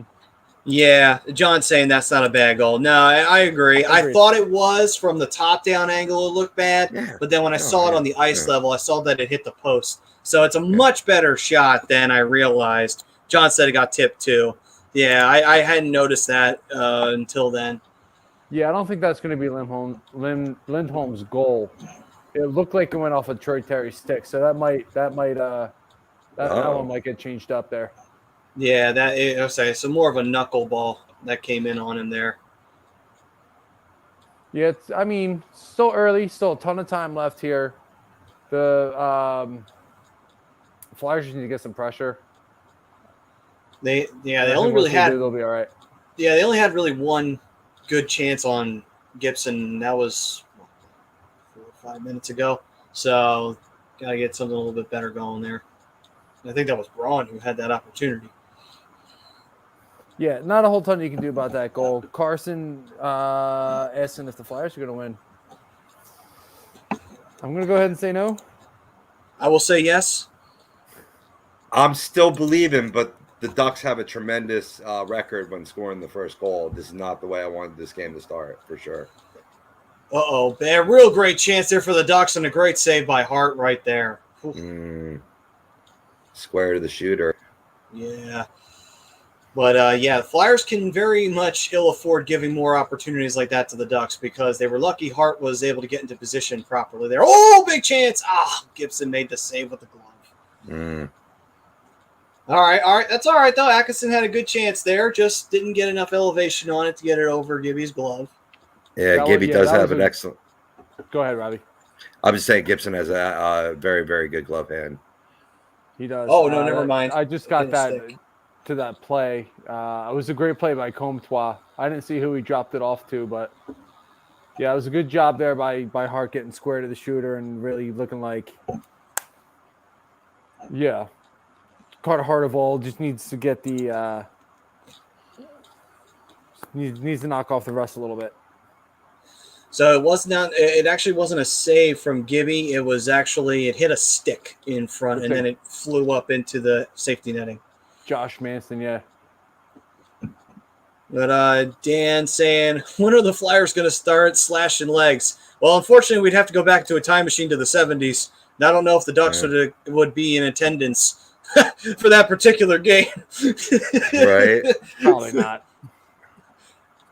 But, I mean, I will say, though, Dan, I mean, this team has to do better outworking the opponents. They're just not showing very good support for each other. You know, when you're on the offensive forecheck, man, you know, if they have 2 there, you got to put 3 down there. Yeah, you have to show support, and that's something this team has not been doing all season long. Yeah. Nyandl turned the puck over, trying to stick handle away from a forward, and he failed at it. Oy.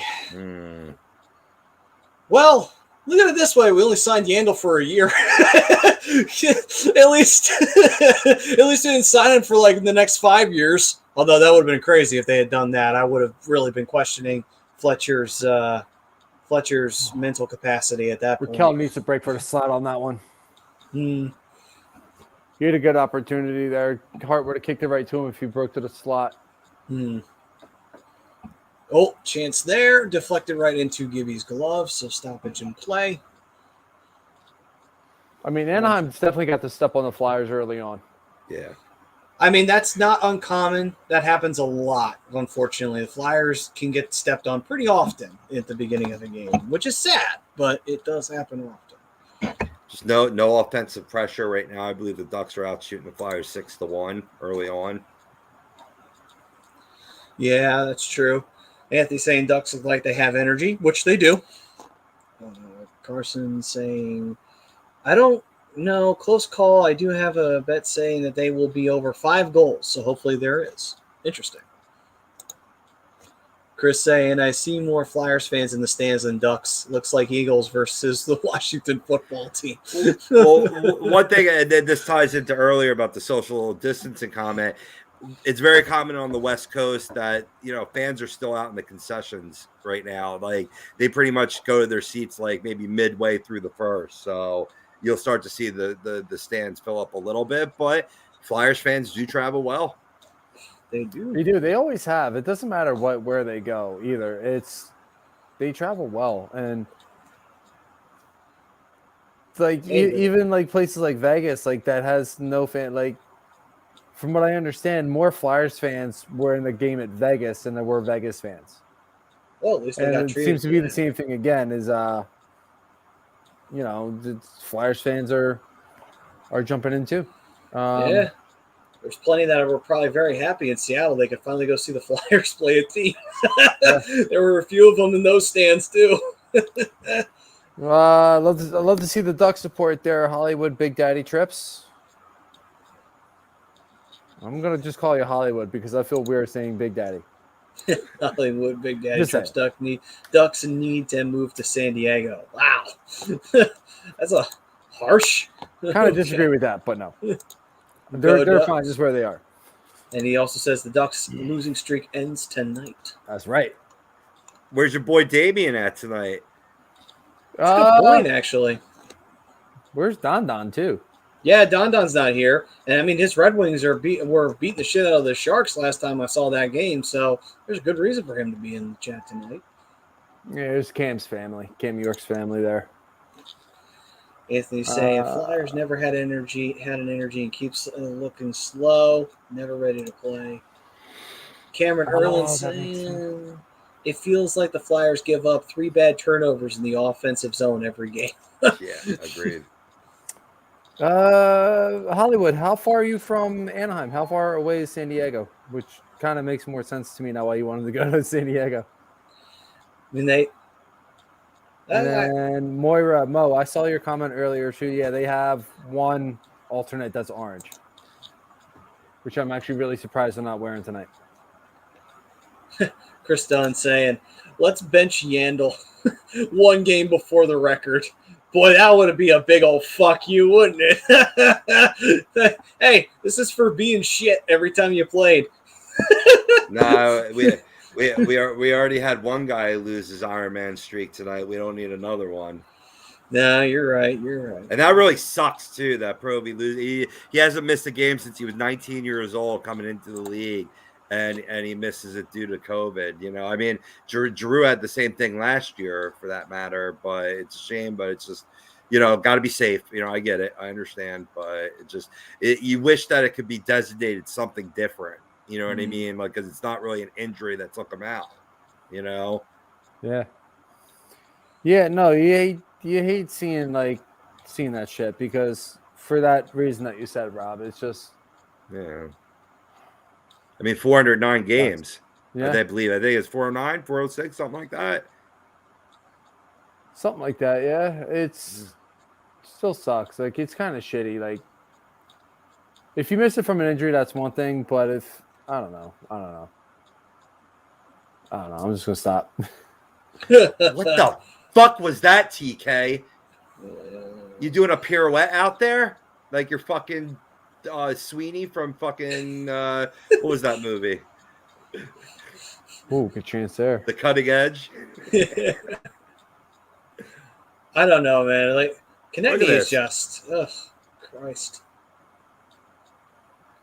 That's what it is, man. I mean, there's a lot of sloppy play on this team, and you wonder, is it overhyped talent and they're playing down to where they're really at, or is it just lack of work, lack of good coaching? A lot of questions to be asked about this team. Well, for sure. We took the coaching away, so now the question is, all right, well, now what? now you really start to see it. Let's see. The battle four in the corner. Oh, Flyers came up with it, but he freaking mishandled the puck. No, I mean that's a great notion there, Rob, because I think that's the biggest question mark, and I think it's one of the bigger question marks we've had in a while is what is this team really? How talented are these guys really? Because we've seen Couturier at his best. We've seen TK at his best, but they only lasted a couple years, and now look at where they are. Yeah. It goes even further than that. Are they underachieving because of the coaching system? Are they underachieving because of who they are? Or is it just a bad group of guys that they put together? It's just this team over the last 10 years has just been on and off super sloppy. And I agree with Cameron here. They need a superstar. Yeah, they could definitely certainly use that. But, the more I think about it, I think it's a work issue. I don't think they work hard enough because even in current times, within a game, you'll see it click on and all of a sudden they play super sharp. And usually that's when the back is against the wall, right? But you see this come out of nowhere and then it's not sustained forget about 60 minutes. I'll take 40 fucking minutes at this point. Right? You just don't see it consistently, game in, game out, period in, period out. To me, it's a work issue. You know what I mean? Maybe it's too much time at the bar. I mean, one thing I heard, right, coming off the break with that flat game, that, the excuse, they scored. Fuck. They did. It was a great splitting of the defense because they left a gigantic gap wide open for the Ducks to explore, and it is Troy Terry who gets that goal. Why do you keep doing this to me, Matthew? Because I don't want you to necessarily completely enjoy the goals. Wow, he just split the defense on that. He did. It was a wide open gap easy enough for him to split, and then he just came right in on Hart by himself. There's nothing Hart's going to be able to do about that. Terry's got him beat. Number 19 on the year for Mr. Troy Terry. What a surprise. Sanheim getting beat. That's a quintessential example. Exactly, Chris, right? Of a guy that doesn't fucking work hard, right? Because getting back to my earlier point before the goal, it was said out there that, the Flyers players probably overindulged over the Christmas break and came out flat. Are you fucking kidding me? No. You're paid millions of dollars to play a game and you overindulge during a Christmas break? Get the fuck out of here with that nonsense. No, that's not it. It's just, come out flat because either A, you're rusty, or B, you're just being lazy coming out of the break. Simple as that. I don't know, Matty, because I think of that story that Jimmy shared with us with all them hanging out at the bar, right? Like, I get it. You're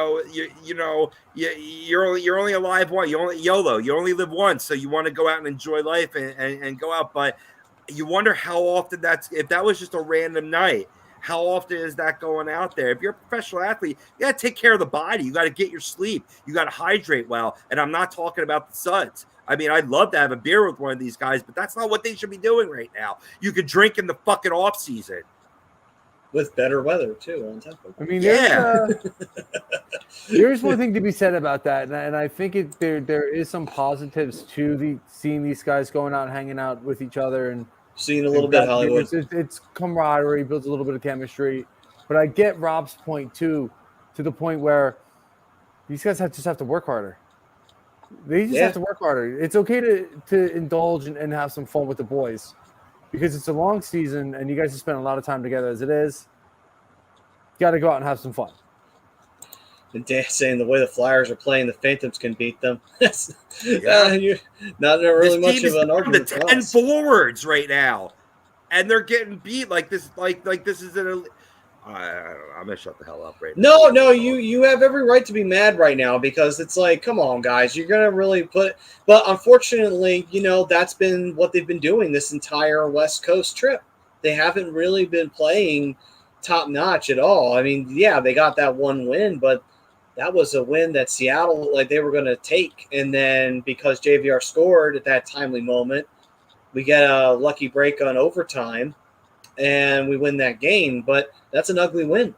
If your one win is an ugly one and you played flat in San Jose and then you don't play all that well in LA, unfortunately, that's become the trend here on this trip. And that is not good. That is not a good trend to have on a road trip. Because then the worst part is then you got to come back home. You got to play Pittsburgh, and the Penguins are going to come right at your throat because the Penguins, you're coming right up on them. So you think the Penguins are going to let you get off easy because you had a bad road trip? Fuck no. Penguins are going to come to fucking try and gut you. It's just one of those things of you got to fucking play better than this. Yeah, and it goes back to the front office. I don't necessarily agree that the ownership is the issue here. I think that could be a part in it, but I don't like to buy into that. I know a lot of these other teams have legit owners, not being owned by Comcast. But I think a lot of it has to do with scouting and development of some of these players. Do I think TK's not good enough? No, I think he's plenty good enough. There's a reason why he's making what he's making. There's a reason why he's in the NHL right now. Do I think they handled his development right? No. I don't think they did. I think he got the yips and he doesn't know how to solve it. I think that you've seen something a little bit similar with Provi. I think he was maybe have been brought up a little too early as well. And then you just go out and you sign these, and I did like the signings at the time. Guys like Keith Yandel, Derek Brassard. I like the signings at the time. Now that we're in January, we're on this essentially the second half of the season. You're starting to see that these guys weren't the guys that you should have brought in. Yeah. And maybe we consider drafting different style of players next year. Because they definitely need a superstar. There's no doubt about that. They need a guy who's going to score 40, 45, 50 goals a year. Well, there's only one way to get that, and that's the tank, unfortunately. And the tank's not a guarantee anymore. Yeah. For that reason alone. And you can thank the Edmonton Oilers for that, for spoiling everybody's fun. Yeah. Although, to be fair, Edmonton, it took a long... 4 first-round picks in 5 years. Are you kidding? Yeah. They still haven't won a Stanley Cup since. No, and it took them a while before they actually started doing anything anyway, because they didn't even know how to put a team together properly after they got those first-round picks. And once they got Connor McDavid and Leon Draisaitl, they finally figured it out. But now they think that it's the 1980s all over again, and they put themselves in a position like that. And again, it goes back to drafting. You know what I mean? Like, you need a guy. You need a guy to lean on. G's been the guy, but G's not. He's not the guy that he's not your go-to guy. Well, he's a great guy to have. He's been a great Flyer. He's going to be in the Flyers Hall of Fame, no doubt. You might be able to argue him into the Hall of Fame in Toronto. But and then, you bring in Cam Atkinson, which I think has been the really only good move of the offseason. I think they should have considered staying young instead of going out and getting some of these other guys. But you had to get Nick Nolan Patrick off the roster. So I don't blame him for getting Ryan Ellis. He just needs to get healthy. Yeah, I mean, I don't think Ryan Ellis is a bad pick. It's just one of those things of he got hurt at the worst possible time. And then on top of it as well, I still don't think that getting Ristolainen was a bad decision at all. Because, again, first-round pick, and first-round pick, but has Ristolainen really been terrible? No, he hasn't been. At least in my opinion, he hasn't been. I think a lot of the issues are coming from players that we drafted, actually, ironically enough, not players we picked up. So that should tell you a little bit of something, too. That was a good opportunity there for the Flyers. Unfortunately, the Ducks snuffed it out there. I mean, Trying I to go like what back I've door. seen from camp so far. Yeah, I haven't really been.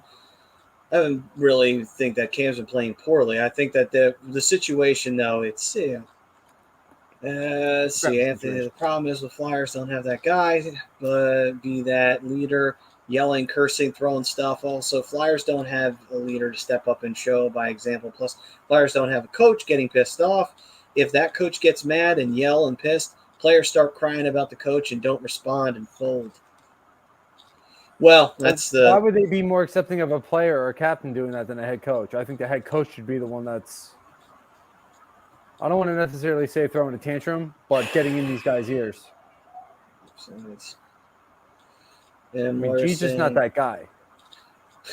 Whereas, like, well, I was a Voracek hater, but he was consistently trying to do too much to win. And that's his biggest issue, doing too much. Yeah. I mean, but here's the thing, though. Jake was also causing a lot of problems in the locker room, so it's like, is it really worth keeping him around if he's just going to piss players off and they're not going to want to do anything? It's like, no. Because Jake isn't single-handedly going to make this team a playoff contender. So it's one of those issues of, I understand, just I don't necessarily think that keeping him would have been the best choice. See, I mean, he showed a lot of energy. You know, he definitely played the game hard, but he'd get into shooting positions and then pass the puck. Yeah, was doing nobody any good there, and it was a pass that was ill-advised that doesn't even result in a good scoring chance 9 times out of 10. Yeah, and that's been everybody's biggest gripe with Voracek is that he passed too much. Right. Yeah. That was my biggest gripe with him. Well, have a great rest of your night, Mama. Oh yeah, take it easy, Moira. Go Thanks, Flyers! man. Appreciate it. Absolutely. They're saying the only way to can't grow a disagree team with this properly anymore. is through the draft. Shit organization like Buffalo or Edmonton is because no one wanted to re-sign in a crap city. Well, Edmonton see, the problem was they thought Taylor Hall was immediately going to start turning their team around. Taylor Hall is not a bad player, but I think we've discovered what he is.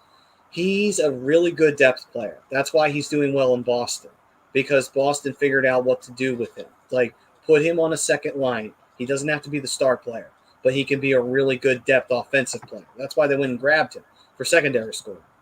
And then, Buffalo had a terrible line of GMs, had terrible coaching.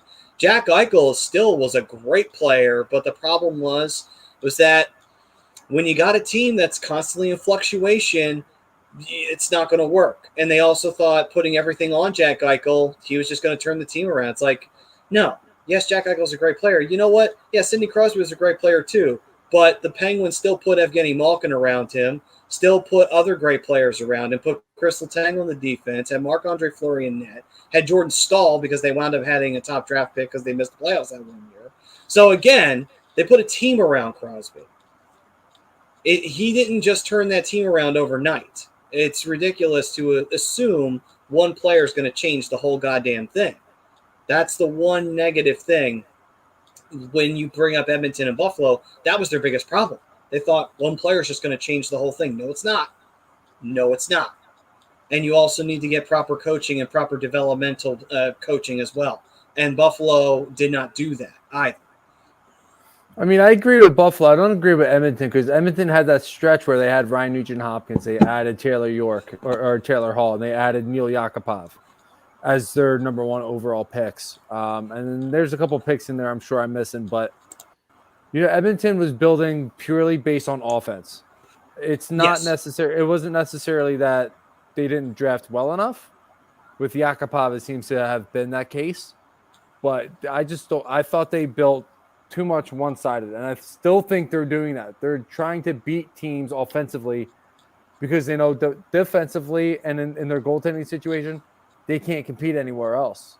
So they continue to build offensively to make up for the defense and the lack of goaltending that I don't seem to understand why they keep going back to the well on this and not going after a younger franchise style of goaltender. I think that's one of the big things that they're missing is a goaltender. Yeah, no, I agree. Darren Hatcher alert. Yeah, you were looking up. I did look up for a second. I'm like, wait, I'm not watching the right feed. And then Dan's saying Edmonton, Crap City. They got the biggest mall in Canada. Come on. All right, fine. So they got one good thing going on for them. But and then Chris saying, "Oh, sorry, Rob. Go ahead." Just really quickly before the stat goes away. Now I'm going to add 20 seconds on it because I think that's how long Cam York's been on the ice for right now. About 5 minutes and 40 seconds of ice time through 17 minutes of play so far in the first period. Yeah. All right, then. They're going on 17. Gotcha. Chris saying, I miss Ed Snyder so much. He would have never stand for this. The NHL gave Pittsburgh, Crosby, and Malkin. Well, I would agree that they definitely got lucky with Crosby. Malkin, they were a shit team at the time, and so they got a top draft pick, and that's how they got Malkin, because Malkin was actually drafted before Crosby. He was drafted the year before Crosby. But, yeah, the year they got Crosby was the year that there was no season. So, yeah, I could agree on the Crosby side where it's like, yeah, we'll give you Crosby. And I didn't say Connor McDavid for a reason, because Connor McDavid was really the player that turned the franchise around offensively, and this team started to put wins together because of him and Draisaitl, and I wanted to go back a little bit further to kind of prove my point. Oh, you could even throw Jesse Puljujarvi in there too. He was a first-round pick. He's not even on the team anymore either. No, he is. Oh, he is. Oh, okay. Well, He signed back. He was in the KHL or your European leagues for a couple of years. Okay. But yeah, we got the Mall of America. We have a huge mall. How in Minnesota, of all places. Well, now they've got a Kirill Kaprizov thing that they could put all over the freaking mall now. Just have a big blowout of Kirill Kaprizov everything. That kid is so good. He is, man. Saw it on display for the Winter Classic. Mm-hmm. Yeah, how about that game? That was very one-sided, wasn't it? Well, surprisingly, I think they froze to death. That's what happened. Well, yeah, seriously, I think St. Louis is like, all right, this second period here, we got to go off because we're not going to make it past the second. Yeah. And then I wound up being like 6-2 at the end of the second. I'm like, all right, let's see what else is on. That's the risk you run when you put it in Minnesota. Yeah. It'd be the coldest game in NHL history, though. Well, again, it's the risk you run. You're putting it in Minnesota. A very cold spot in the United States. I mean, the NFL's got the record with -13. Where in like Green Bay or something like that? Actually, yes. Oh, there we go. There we go. The Flyers getting the goal from Cam Atkinson. That's what I'm fucking talking about. I saw the shots creeping closer or whatnot. The momentum is starting to shift here a little bit, boys. Hopefully. See, this is, and I will say this: nice tip. Tipped it right over to the corner. Yep. Actually, not even into the corner, just off to the side. But still, don't matter. It got by him. That's all that fucking matters. The biscuit is in the basket. And How is Jonathan Gibson named the NHL Rookie of the Month for the month of December? I don't think that's right. Sorry. Stat went across the bottom. Interesting. It's a nice goal. John Coyle saying, let's go. Ted saying, Cam, woo! Or no, woo! Moving on. Ted Furby with the assist. Oh, he's saying Furby, which maybe that should be his nickname, Furby. Yeah, I'm fine with that. We'll call him Furby. But he doesn't have much hair on his face. Well, he's getting the beard going a little bit, though. Not as much as maybe like Nasty Nate, but I mean that's it's I tough have when more hair on my ass. What do you mean? Our TMI moment for the hockey happy hour. Apparently, Sarah Jessica Parker has a lot of hair on her ass. So, Nah, but for real, this is a good way for the Flyers to end the period, gain some momentum going into the second. It was a good play, good feed by Farabee, great vision. And then it just looks like Cam Atkinson just put it on net, and that's the important thing of when you have the puck, and just throw the puck on net. Good things can happen. Dan's saying, what's up with these shaky saves from the Flyers goalie? Hey. Relax. Hart just got done fighting COVID. He's Let's see. vaccinated. You stop it. Still, you got to get something, even if you've been vaccinated. You get a really bad cold. Jake would have Exactly. looked. Stop it. I'm just not. Yo. I see what Rob was saying. Chris saying Jake would have looked past even on a deflection, love cam. And then Ted saying, gross, Sarah. All right. So Better second half of the first period for the Flyers. Yes, as the game began to get a little bit more settled, the Flyers started to get a little bit better control, which, to be fair, is more habitual for the Flyers. Flyers have always been a kind of team, when the play settles down, they get a little bit better. When it comes to the game getting fast, that's when it favors the other team a lot of the times. And for a team like the Ducks, that's no shocker. They love to speed it up and love to get those shots on net and throw the body around. I gotta switch over to the feed here. I gotta see my girlfriend. I know. Hang on. So while you switch over the stream, that first period was brought to you by Gleason's Bar, which is located at 6700 Mill Creek Road in Levittown, PA. And if you are in the Levittown area, or you're living in the Levittown area, best to check them out. They got some great food there.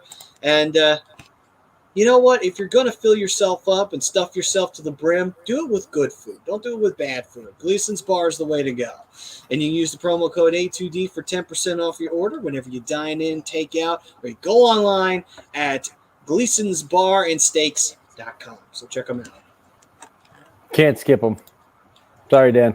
No, you don't like it, but they pay for the airtime, bro. This ain't YouTube. Well, technically, for some it is. But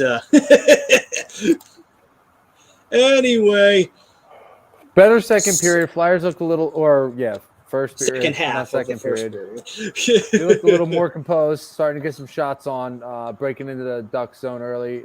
They cleaned up a little bit on the turnovers, which was good. Got some good shots on Gibby, and like I said, the goal was good. Farabee with the good vision there, and Atkinson with the wherewithal to know that he's got a guy on him, so to just kind of make a quick little deflection was good awareness on his part, good hockey IQ, which is why you bring in a guy like Cam Atkinson. Absolutely. So, as we dive into the first period, so far the first period's been a bit of I'll give it a C for the Flyers. It got better towards the end, but I'm going to give it a C, just barely passing off of the horrible start to it. But hopefully with that goal, they can transition that into the second period, which unfortunately has been the period of death for the Flyers. Hopefully that trend does not continue tonight, and hopefully the Flyers are able to have a solid second period performance. That would be nice, because the last thing we want to do is give the Ducks a really strong period again, as we saw the results of giving them a pretty strong period for them. John, you have a good night, fam. Yeah, the West Coast games are brutal for everybody. I promise you that. John hates this West Coast games. Time for bed for me. You guys have a great night. Go Flyers. All right, Johnny. Good night, man. Take it easy, dude. We'll see you. Peace, Johnny. All right, gentlemen. So now that we are in the intermission officially, let me talk to you guys about this. Oh, Chris saying, "See, step the hell up, vets." Yeah. So the IIHF, the International Ice Hockey Federation, who governs all of the international tournaments that we like to watch, did cancel the World Juniors men's tournament after a few games, mostly due to COVID. However, though, there is another side of this angle. They were getting a lot of heat from people on social media and even from the NHL and as well. They were saying that they kind of went out of their way to try and relocate and tried to make sure that the men's tournament went off, but they didn't do the same for the women's tournament. And they were getting a lot of heat for it because it seemed like they were favoring one over the other, which my opinion on it is I think that there is a bit of that, but I don't think it's the way people think it is. Some people are thinking it would probably be gender. I don't think it has anything to do with gender. I think it has everything to do with advertisement and money. And I think that that's why they tried to get that World Juniors men's tournament off, was because of the money reasons, not necessarily because of the gender reason. Unfortunately, it's going to make you look that way, though. Perception is everything, and that's not a good look for the IIHF. They did, however, cancel the rest of the men's tournament for the World Juniors. What do you guys think about this? Do you think that they should have even tried, or do you think that if they were going to try, they should have tried to do both? What do you guys feel on this? Robbie, if you're there, you can go first, buddy.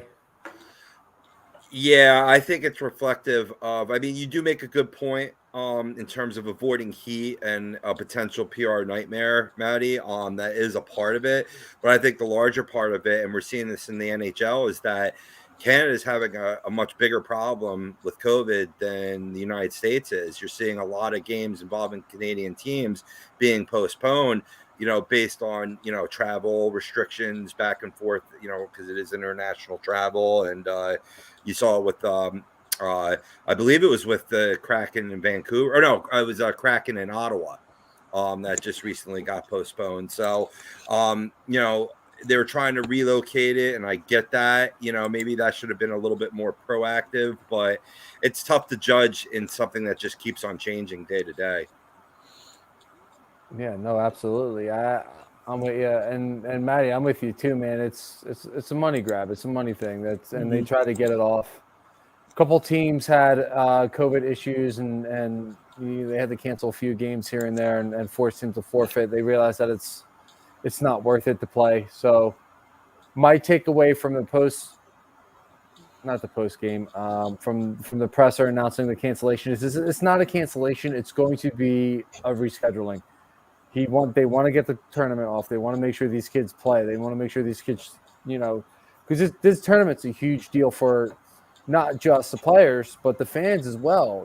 These guys are getting a chance to rep their countries and really show off what they can do in junior play. It's, Team Canada it's absolutely loaded, and then they got to cancel it. Germany was starting to upset some teams. Yeah. They're going to cancel it? No. They're not going to cancel it. They're going to postpone it. I have a funny feeling we're going to see this World Junior Tournament pick right back up where they left off in the summer. There's just need some things to calm down a little bit. Well, and to be fair, I don't necessarily think that, and like I said before, I don't think that, with them doing one or the other, I don't think it was necessarily because of, like I said, gender, because they also canceled the World Championships last year, and they did not waste time doing that, because the World Championships for hockey, while they do make money, they make money mostly in Europe. They're not necessarily a massive draw, because in North America, it's right smack dab in the middle of the Stanley Cup playoffs. So, of course, what are you going to pay more attention to? Stanley Cup playoffs or the Ice Hockey World Championships? That's not the Olympics. So it's one of those things of you're probably going to pay attention more to the Stanley Cup playoffs. Not that we wouldn't. We would love, we try to watch as much hockey as we can, but not everybody does that. If you're just an average for sports kind of person, you're not necessarily going to care about what's going on yearly in the Ice Hockey World Championship. You're going to focus more on what's going on at the Stanley Cup playoffs. So it's just, I think that that's where the IIHF looked at it as more of, okay, let's try to see if we can make this money, and it didn't go well, but it is what it is. DB saying, just have the World Juniors go straight to shout out, give the fans what they want. By the way, what's up, DB?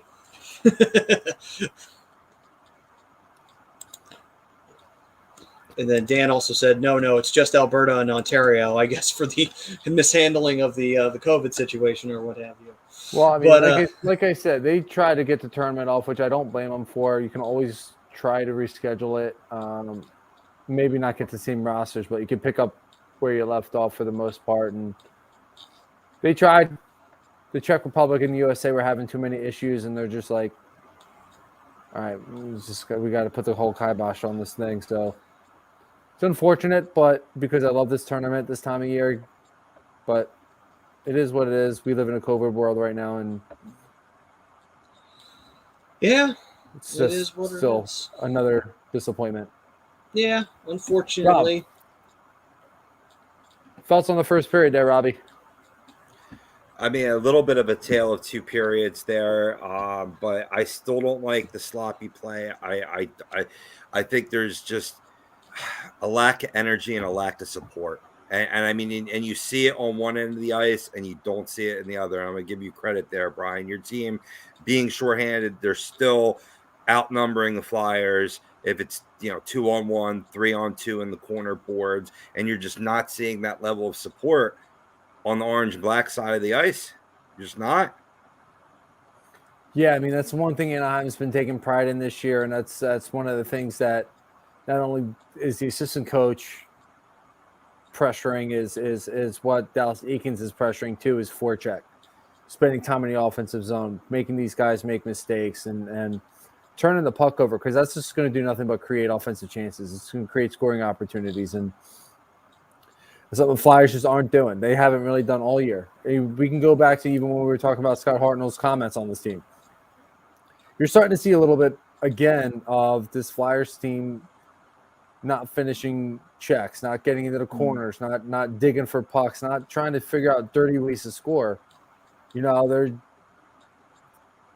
just seems like they're going through the motions right now. So, I mean, second period could be way different. We don't know. They got a late goal, which will definitely help with the momentum. And, we're getting ready to start the second period here in a few minutes. So let's see where things go. True. For me, I would say right now, key for both teams. For the Ducks, just take back the momentum, because you had it for most of the first period. If you come out strong in that second period, it'd be tough for the Flyers to get themselves situated, because how long did the Ducks have control of that first period? It was a while, and they got 2 goals out of it. Meanwhile, for the Flyers, they need to have a strong start to that second period, which means they got to slow it down, because clearly when it's sped up, it's favoring the Ducks. Don't try to speed it up. Don't try to outspeed them. Slow it down. Get the Ducks frustrated because you're spending time in their zone and you're getting set up and you're getting a lot of opportunities on Gibson. And then if you can get those Ducks frustrated long enough, they can start making mistakes on trying to get it out of their zone. They can't get set up. They can't start speeding the game up again. That's how you're going to succeed in the second period. For the Ducks, speed it up. Speed it up, make the Flyers uncomfortable. That's what they're going to have to do.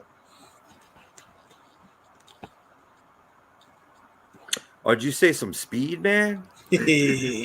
Yeah, no, I mean, there is that type of goal there from Cam. I mean, I believe when I was away, I heard Brian giving credit to Joel Farabee for the vision there to throw it, in the direction of the net in order to elicit that nice deflected goal there from Cam. And you can feed off that, and it'll be key for the Flyers to feed off that in a period that they've been, really screwing the pooch all season long.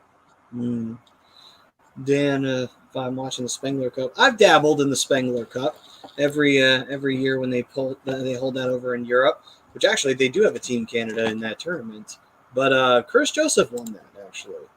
He actually was the goaltender for Team Canada one year. So he won something. He didn't win the cup, but he won the Spengler Cup at least. Big deal over there. Yeah. And actually also it pays pretty well from what I heard. A lot of the Canadian guys really love going over there. They have a lot of fun when they get invited to those. But let's see here. Chris Dunn saying, is it magenta or pink? Taryn is having a debate on Twitter. I don't know. I'm kind of leaning towards the pink side because it kind of it looks like the pink Power Ranger color, but I'm not 100% sure. Are we really back to that dress? God damn it. Hey, listen. Essential talk here. And Dan saying, just shoot more on net. Good things happen. No, I agree. Got to get shots on net. Got to get them down on Gibby. You got to get second opportunities on Gibby, too. Gibby's too good of a goalie. You can't just shoot it straight on him. He's going to make the save. Yeah, and I mean, the one thing that I do like that the Flyers done early on here is stay out of the box. And Anaheim's power play isn't the best, but they're about league average. and they know how to be creative. And fortunately for the Flyers, the most creative aspect of that power play is not playing. So there's that. But as long as the Flyers stay out of the box, I think they're fine. Maybe they gotta figure out ways to draw some penalties here and take the offense to them, get set up in the zone and try and figure out a way to score on the power play, get the game tied up. But like I said, I like the momentum going forward, the late goal. They just have to build off it. Agreed. And we'll be waiting for the second period to get started here. Should be started up after this break. But until that time, I think I'm going to take this moment to sneak out and take a piss before the period gets going. Gotta have the intermission. Meanwhile, you guys chat amongst yourselves. Well, one thing I want to quickly address here, we were talking about it earlier on as we were watching the Bruins-Devils game finalize. And in case you missed it, Bruins won that game 5-3, I believe, Brian. I think that's how it ended. The Bruins-Devils? Yeah. 5-2? No, 5-3. Yeah, absolutely. 5-3 final. Right. Yeah. But I mean, what's impressive here, I mean, really taking a Bruins team down to the wire. This is a team that's minus Dougie Hamilton, who's currently out indefinitely with a broken jaw. He's going to have surgery tomorrow, being Wednesday. He got hit, unfortunately, with a deflected puck in the Devils' last game against the Capitals, which was an OT winner, 4-3. One thing, Brian, is that the Devils might be finally, I mean, it's hard when you have Hershier out tonight due to a lower body injury, but when healthy, Devils are starting to put it together. They had won 3 straight before coming into this Bruins game. Do you think this is the upturn for the New Jersey Devils? I mean, I've been thinking it all year because I like how the team's put together. I like some of the bigger pieces that are in place. Mackenzie Blackwood had a couple bad bounces go his way tonight, which I think was a big difference maker in this game.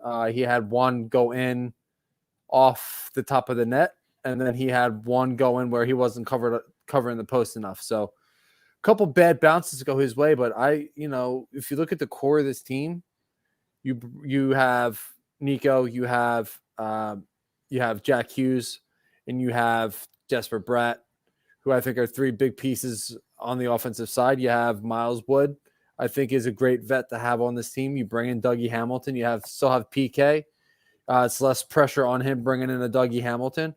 The team has pieces in place. I like where they're headed. I think they are definitely on the upturn. I think we see the Devils, maybe not this year, but maybe next year, start to really push for that wild card spot.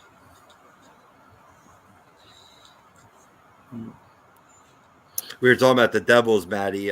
They've been on a bit of an upturn, before this latest rash of injuries. Do you think this is for real? This is the beginning of those young guns, formulating a nice core for the New Jersey Devils? I think so. I think we've seen the worst from the Devils.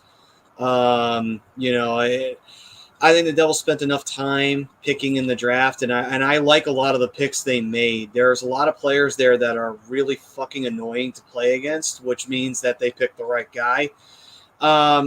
It does seem like the Devils are forming something there. In the next few years, I think that we'll start seeing them more prominently in the playoffs, which is a sad thing. Will they be a division player? Maybe a third place, but wild card, they should be able to get in on wild cards routinely, for a little bit, and then start to put the team together to say, okay, this is what will make us more commonplace in the top 3 spots in the division. So again, they are turning into something, and I think in the next few years we're going to see a little bit more of them. And this is exactly what the Ducks needed to do right off the bat, is speed the game back up, which is exactly what they did. Yep. DB makes a good point here. It is game 4 in a West Coast trip. They're tired. They played 3 games in 4 days. Knees weak. Arms are heavy.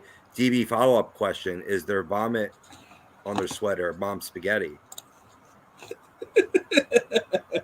As I see what I did there, D-Vic. I love that he went there because if he didn't go there, I was going to go there. Little 8 Mile. Never hurt nobody. Oh, let's see. Dan saying, Brian, how much coffee you drinking to be up this late? I don't drink coffee. Coffee's gross. Although you were drinking those energy drinks. What were those ones again? V8? I don't drink them at this late. Okay, I know you I know you used to drink them all the time though. Back when we were doing this in a studio. Yeah, at that point it was. I miss you guys. It was necessary then. I had to get the energy up. Nowadays, I don't have to get the energy up as much. I bring a little bit more natural energy these days, and plus, once I come off of this high, it's pretty much crashing right down to bed. So it's a win-win, boys. So the Ducks are offside, so we'll get a center ice face off. Yeah, speaking of energy, the Ducks are really bringing it right now. Yeah, I don't think they were too thrilled with giving up that goal late in the first period. That's the one thing they do well against certain teams. Obviously, they haven't been able to get it going the last few games. As you saw, like Hollywood was saying earlier, they're going to break the losing streak tonight. Just haven't been able to get the offense going. That's something that's been hurting them the last few games, especially against Vegas, losing 4-1. Got to be able to keep the goals coming, and the Ducks are still a young team, and they are missing a ton of offense in Zegras, Getzlaf, and even some depth with Derek Grant. Yeah. So, they still have plenty of offensive depth to continue to score and make some plays. Teams just go dry once in a while. It is what it is. Well, streakiness, it happens to most. I was actually DB. I swear to God. I was drinking green tea before the show. Meanwhile, Dan said crack does that to you. Yeah. Yeah, well. Get my crack from Joe Rogan.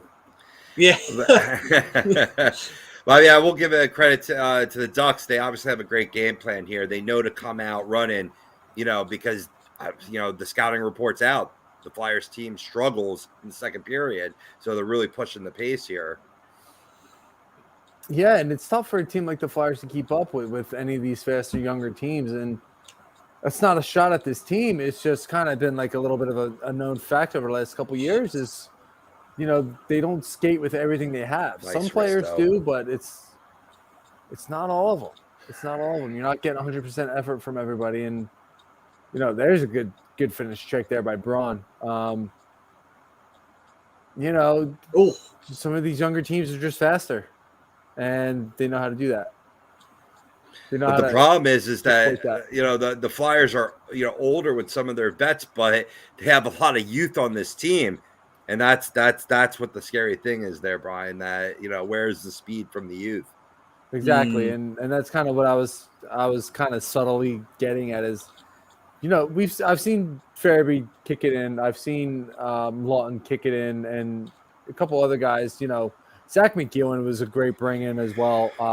He just plays with energy from the jump, and he just doesn't stop.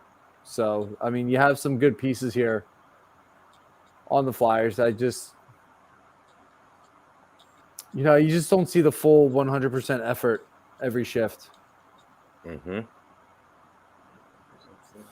I wouldn't say they're the most competitive division. I definitely think that's the Metro for sure, but they're chance here for the Flyers and alone. He saved it. Damn it. Pacific will be up there. He closed the 5-hole there. Damn. Holy crap! You're way ahead now, Matty. Damn.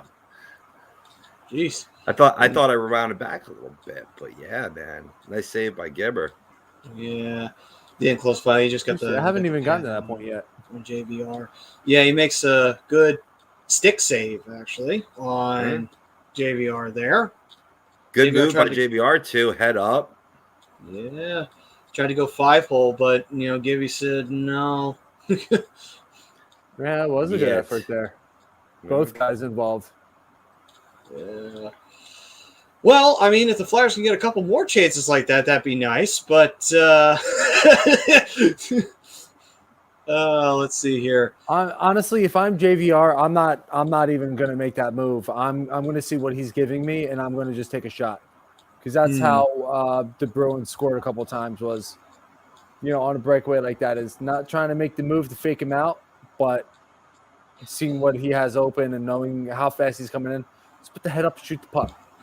I think the reason why JVR was doing that, one, I think he felt it'd be more of a guarantee if he did that. But secondly, I think also the Flyers in a couple of shootouts, they tried doing that but this is a shootout though, so it's different. But they tried to just take a shot plain on and see if they can catch the goalie napping, and it never worked. So I think maybe he thought, okay, I got to get a little tricky here to beat him, because he'll see coming a straight shot. Yeah, unfortunately, though, Matty, with that, you're coming into two completely different paces. On the shootout, you're coming in a lot slower because you got two guys on your ass on a breakaway. You're just coming in speed. No, you're right. Sometimes you're coming in too fast and you can't hold on to control the puck, which GVR did do pretty well.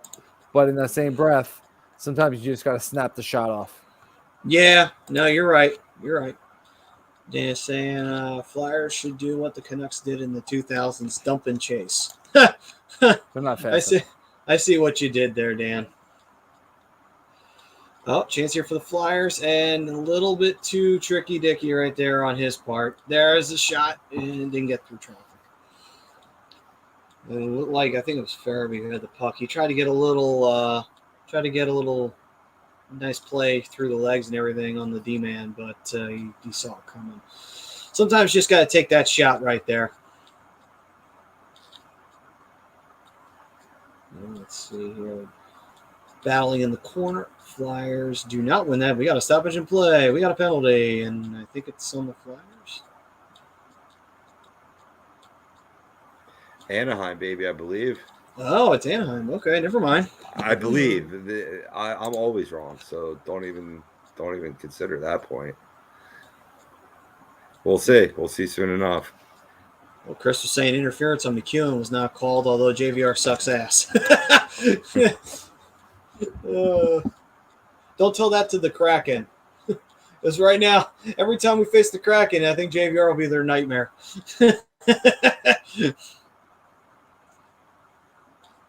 Let's see here. I think it was on Sanheim. Okay. Yeah. Cross check. Ah, God damn it. I had a weird feeling. But I will say this, though. We could take solace in knowing the Flyers will be undefeated against somebody by the end of the year. We beat the Kraken twice. I know it may not be saying much, but I'll take it. Oh, it's still in this game, Matty. I mean, there's a big kill. This is going to define the game. You want to talk about like a potential, how do you say, like turning point in the game? Here it is right here. Big time. Anthony saying Sanheim is a bum. He's been playing like a bum, that's for sure. So shitty part is too, it's not like Sanheim has never not played good. I mean, it's like we've seen him play great. Like, what the fuck? And it's the same thing with pretty much almost all of them for the most part. I mean, you guys brought up, Couturier and Konechny earlier. Same thing with them. You should treat his ass a Kraken. I get this sense with a number of players on this team that they all grew up silver spoon, rich boys, never getting challenged, never having to work hard. You know what I mean? Like that's just what I see when I see Sanheim. Maybe that's it. Maybe that is it. I mean, I hope not, because you want to talk about a Ben Simmons comparison? There's one for you. But there's the cross check. Yeah, that's a bad penalty to take right there. Actually, Dan brings up a great point. Did you guys hear about that story? What, this one? Kraken fan actually saved the life of an assistant equipment manager's life. She's a hero. Oh, I did not. wow. I did not hear about that actually. So I actually did hear about this story. This is an awesome story. So this Kraken fan was attending a game. I forget who they were playing, but she's a nursing student, and she noticed something about the guy's mole on the back of his neck for the trainer. So the trainer, she gets the trainer's attention. She writes on the note. She said, "Get that mole removed. It's cancerous." And she put it on the dude, started banging on the glass to get his attention or whatever. Oh, Cam Turns Fowler's out- in the penalty box. Turns out that it was cancerous. They had given him like 4 or 5 years to live. If he had not touched it, they said he would have been dead in 4 to 5 years. Wow. So yeah, DB, yeah. So, so as a payment, I think the Kraken gave her like $10,000 in tuition, or essentially paying for the rest of her school. Well, among hey. other things, like she like saved the dude's life. The dude's been like looking for her, and like she's like taken care of for the rest of her life. Hey, listen, God bless her, and I hope that she does very well in her medical school because she saved a life by, just telling somebody, hey, get that checked out. Which, by the way, if you do have to get something checked out, get it checked out. Don't be like one of those people like, oh, no, I'm fine. Like, you never know. And sometimes it's better to be safe than sorry. But Gator Country, hey, what's up, Gator Country? Ain't seen you in forever. Saying, there goes my hero. Watch her as she goes. Yeah, Case anybody. awesome story. Like she knew as soon as she saw it. She's like, get that checked out. She's like, go get that checked out. It's cancer. So, needless to say, it was removed a couple days later. Yeah, good thing. Do you saying they should give her a job with the medical staff? I think they should if she was able to just tell by looking at it. But It was a crazy story. I'm glad Dan brought that up. Actually, that was a really awesome story. Yeah, they gave her a $10,000 scholarship for medical school. Well, I know shootout segments later on in the show, but she's my player of the week on that one. She has to be. That's an absolutely great thing to say. Renee Cruz saying he spent $131 at the club at the Shark Tank. Oh boy. Flyers looked like they were playing a 2-man advantage, power play in slow motion live. Ugh, oh my god, what the freaking holy hell. At least to get the crappy point out of it. Oh, yeah, she was at the Shark Tank. She was at San Jose game. Yeah. That was rough.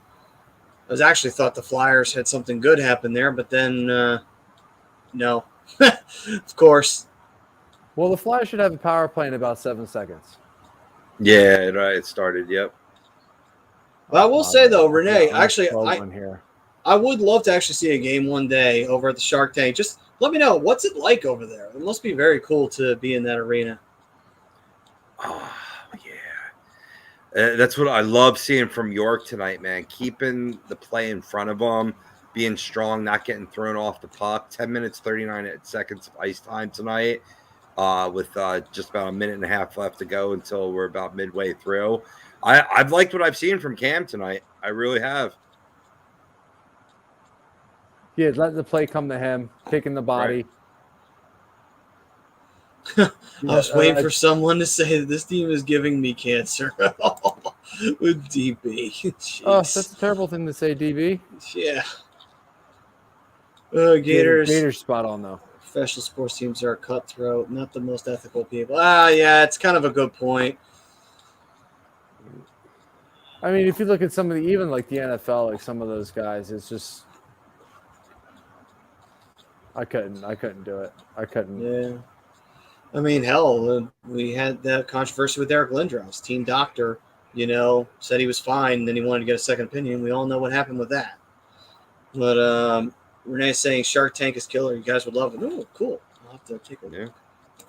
Blue and orange since 16 years old, 1982. Nice.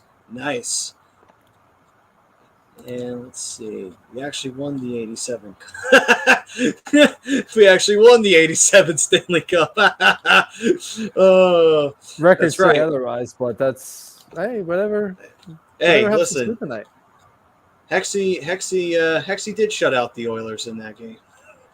Nah, dude. The last time I was in Toronto, I broke into the Hall of Fame and I chiseled in the Flyers right there.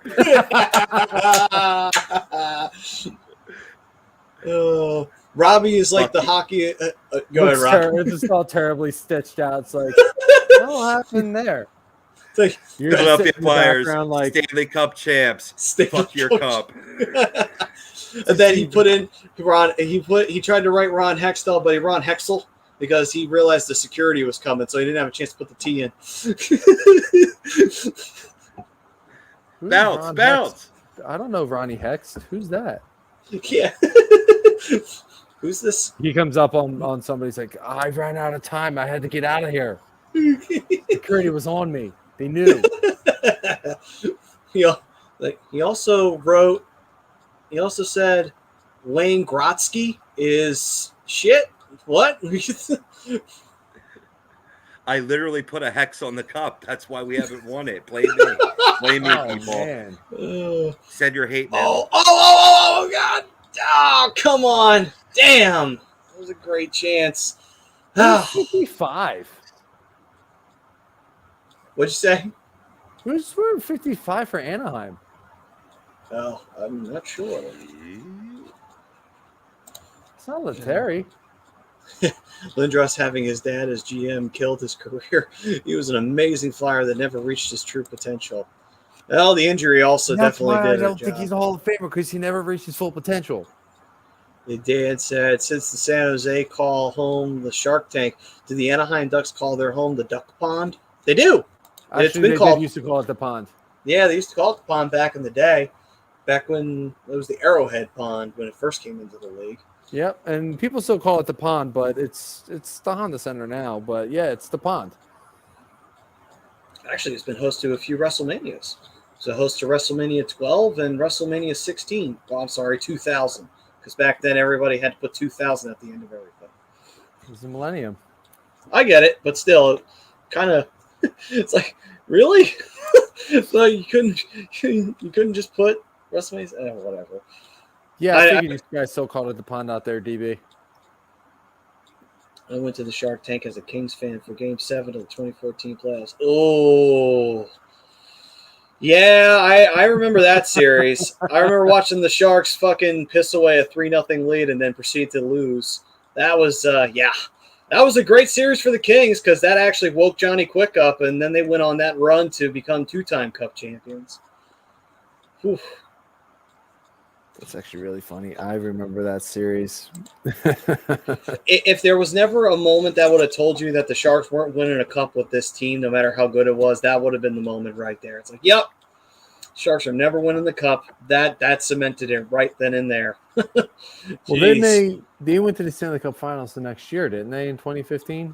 Yeah, but unfortunately they ran into Pittsburgh, and the Penguins just ate them the fuck up, except for, a couple of games. Well, for that one game in San Jose, they actually played really well, but they got ate the fuck up. Nashville did too the following year, so thank you so very much. We enjoyed watching Pittsburgh win 2 years in a row. Elevate the puck. I know. Great chance there. Oh, almost a great turnover right there. Ducks getting a little sloppy there in their own zone. Shame that the Flyers couldn't take advantage of that, though. I can't just praise TK for good presence and pressure on the net. I got to be critical on him. It's tough, man.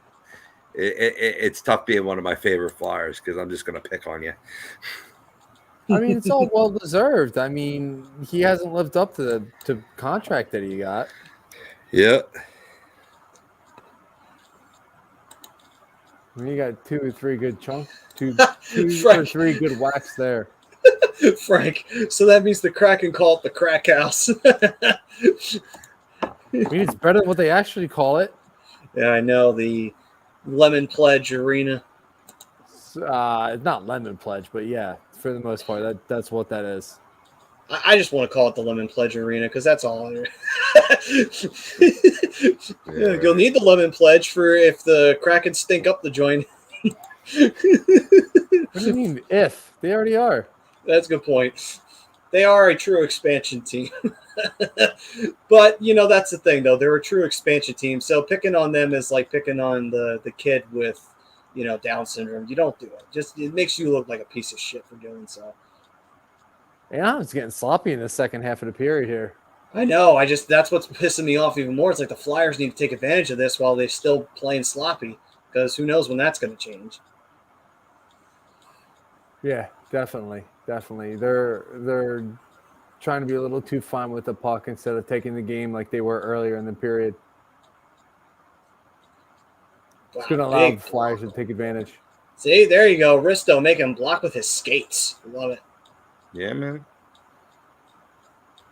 I think that was another. I mean, he did give up a lot, but you can't complain about Risto's game this year. No, agreed. I still love that deal. Like, looking back on it, it's like I'm fine with it, honestly. You know, we only gave up Hag, and I mean, yeah, first round pick, but again, who knows if Buffalo's going to do anything with it? I mean, they should be able to, but then again, this is Buffalo. We have to bring that into question. Well, I mean, I think the reason why the Flyers even gave up that pick was because they knew that they weren't going to find anybody suitable in the 13th overall. Risto just put somebody on his ass. Woo! Yeah, buddy. Just look at him. You just don't want to mess with him. No, you don't. And that's a bad turnover on the Flyers' part. Got to stop turning that puck over at the blue line. Causes 90% of the issues. They say, oh, shit. They flipped it in front. Whoa. Did the little flip. Gotta be careful of that. Tell you, the Ducks, even though they were playing a little sloppy in their own zone, they were playing so well in the offensive zone, they had the balls to say, oh, let's just flip this puck over. Let's try to do let's bat this into the back of the net thing. A little Zegras 2.0? Yeah, that's what they were looking for. Is that Milano? Yeah, it was Milano who flipped it over the net.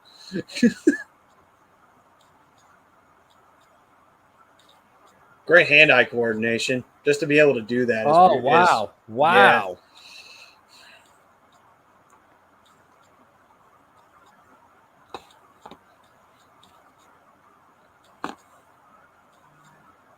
Yeah, that's Sonny Milano. He's got some of the best hand-eye coordination in the league. You see why the Ducks fans rave about him. Oh, it's really just been this year. And Troy Terry, a little annoyed that one didn't get through. Oh, that was Lettieri. That was Vinny Lettieri there. He just... Yeah, I didn't see who the Flyer was that just beat him to the puck, too. It was a good opportunity. That goal from Milano on Buffalo where the nice little flip play behind the net. Milano tried to do the back at you, which did not go according to plan, thank God. So, Renee, silly question. Are you from Northern California? Just curious because she keeps bringing up Flyers, Sharks, Flyers. So I'm assuming she's from Northern California.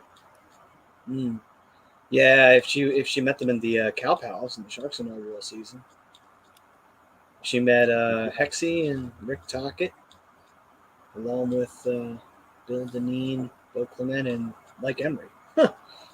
She met a lot of people on that day.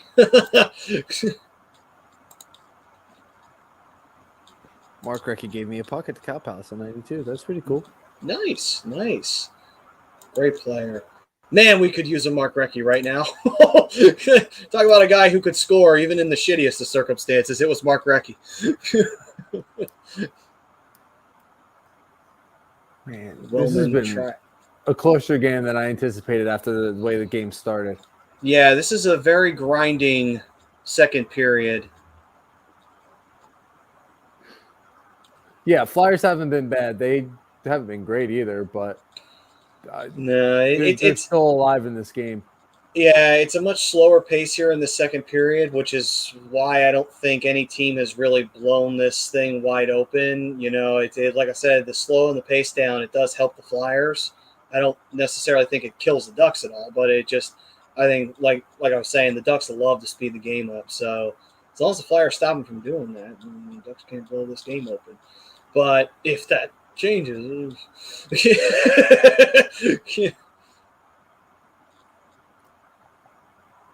Anaheim with a 3-on-2 chance. Luckily, the Flyers broke that up. And covering the puck, flipped it up. they get it out? Yes, they got it out to the neutral zone, but unfortunately the Ducks got it right back, but they get it back in their own goal. Okay. All right, come on, boys. And an easy save for Gibby there. It would have been funny if that had counted. Gibby just kind of whirled the puck right to his own net there. That would have been nice. Well, for me and Rob. But let's see here. Sure, Ricky was the nicest player I ever hung out with, a true professional. That's nice. Renee saying I also met in '92 Eric Lindros and John LeClaire and the rest of the Flyers '92 team and coaches and staff. Nice. And Gator saying met Dave Schultz at the stadium in Havertown back in the day. Nice. He was scary. Nice. He's an intimidating individual. For an older guy, he's a big guy. Definitely bigger than I expected when I met him. Explains why he was the tough guy. We're saying club ovations at the Spectrum. Renee saying let's go Flyers. Love it.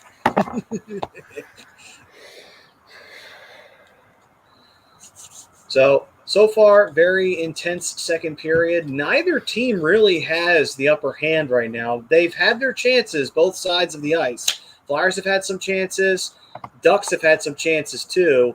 But really, it hasn't been – can't say it's been a dominant period for either team, really. No, not so far. It's been this has been a more even kind of probably a bad time to bring up this word, but more of a feeler out period. Some good chances going from both sides because nobody's been able to really take advantage. So it's gonna come down to the transition game. Yeah. I do like the one guy behind the bench in the Flyers. He's got an old, you got to believe, Flyers shirt, and you can tell it's old because it's got the old style logo with the big red orange part that you could tell it was hand drawn instead of done with the digital. Let's see here.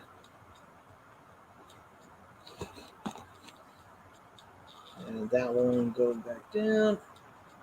And the Ducks push it out into the neutral zone. Shot saved by Hart. I've actually seen that shirt a little bit behind the bench, and I was like, that's eerily odd because it kind of combines my two favorite teams. Oh, chance. Oh, man. Good save by Gibby. Damn. Yeah. JVR having a hell of a game. That was JVR, right? 25. Yeah. I believe so, yes. I mean, he's been having a good trip. I mean, can't say that his trip has been bad. As he turns over the puck. Yeah, of course, right? Compliment him. Jenks now. Yeah. All right, JVR, you're going to stink. Okay, maybe that reversed it. You fucking suck! Yeah, they say JVR should be traded. Okay, maybe that will reverse the jinx. Yes. The only problem with trading JVR this year is his contract. You might be able to move him next year. That's a strong move right there, man. I like the helmet. Speaking of Lindros, that was a Lindros move right there. Yes. How many times did you see Lindros make that move? Yeah, you're right. He used to do that. It used to be his staple. Go right into the slot, make that little move, and then boom, it would be right in the back of the net. Yep. By the way, though, I will say this. I do love the helmet that Gibby's got. Got a nice helmet going there. Yeah. Oh, that's probably my favorite helmet of his by far. And that was a total Lindros move. The power move going into the slot. Yeah. Yeah. I mean, the key difference would be that Lindros would bury it, you know. Yeah. Let's see here. Who's the craziest Flyers enforcer ever? That's what Gator wants to know. I mean, it's hard to argue against Schultz. It really is, because you look back at those fights, it's like, I'm surprised Schultz didn't kill someone. Oh, Hartnell had himself a little baby girl. Well, congratulations to Hartnell. Yep. Absolutely. Congratulations. Yeah, I mean, I obviously it's a safe bet to go with Schulte, but if you want to talk about crazy, Brashear was pretty crazy, man. He You know what I mean? was. Go Dave Brown too, for that matter. Yeah, I can't say that you're wrong on that. Those guys were they were terrifying when you got out there on the ice. Right. And of course, obviously, Cote had his. He wasn't exactly fun to go up against either. We need another kill here, boys. Oh, she's boy. a Not you, cutie. bro. Oh, that's what got called. God damn it. She's a cutie. Look at her. Yeah. Oh, Hartnell's baby, yeah. Yeah. But yeah, no, they've been skating on that line all night, Matty. There have been a couple times where I thought there could have been goaltender interference called, and I actually give it to the refs, giving a little leeway there. You had to make the call there. Yeah, I mean that was kind of blatant. Yep. Yeah, I was thinking the same thing, Robbie. Like they're letting it go. They're letting it play out a little bit, but obviously, that's a little too blatant. I mean, the Ducks cost themselves their last power play because Fowler did go to the box, so they want to not do that again. For us, we would love to see them do it again, but I don't think they will. I mean, you never know. Anaheim gets to be a little sloppy on the power play. Yeah, you saw it right there. I mean, you'll see it in a second, Brian. That the entry was very haphazard, but yet it worked. Yeah. Oh, it's a good shot there. Good chance.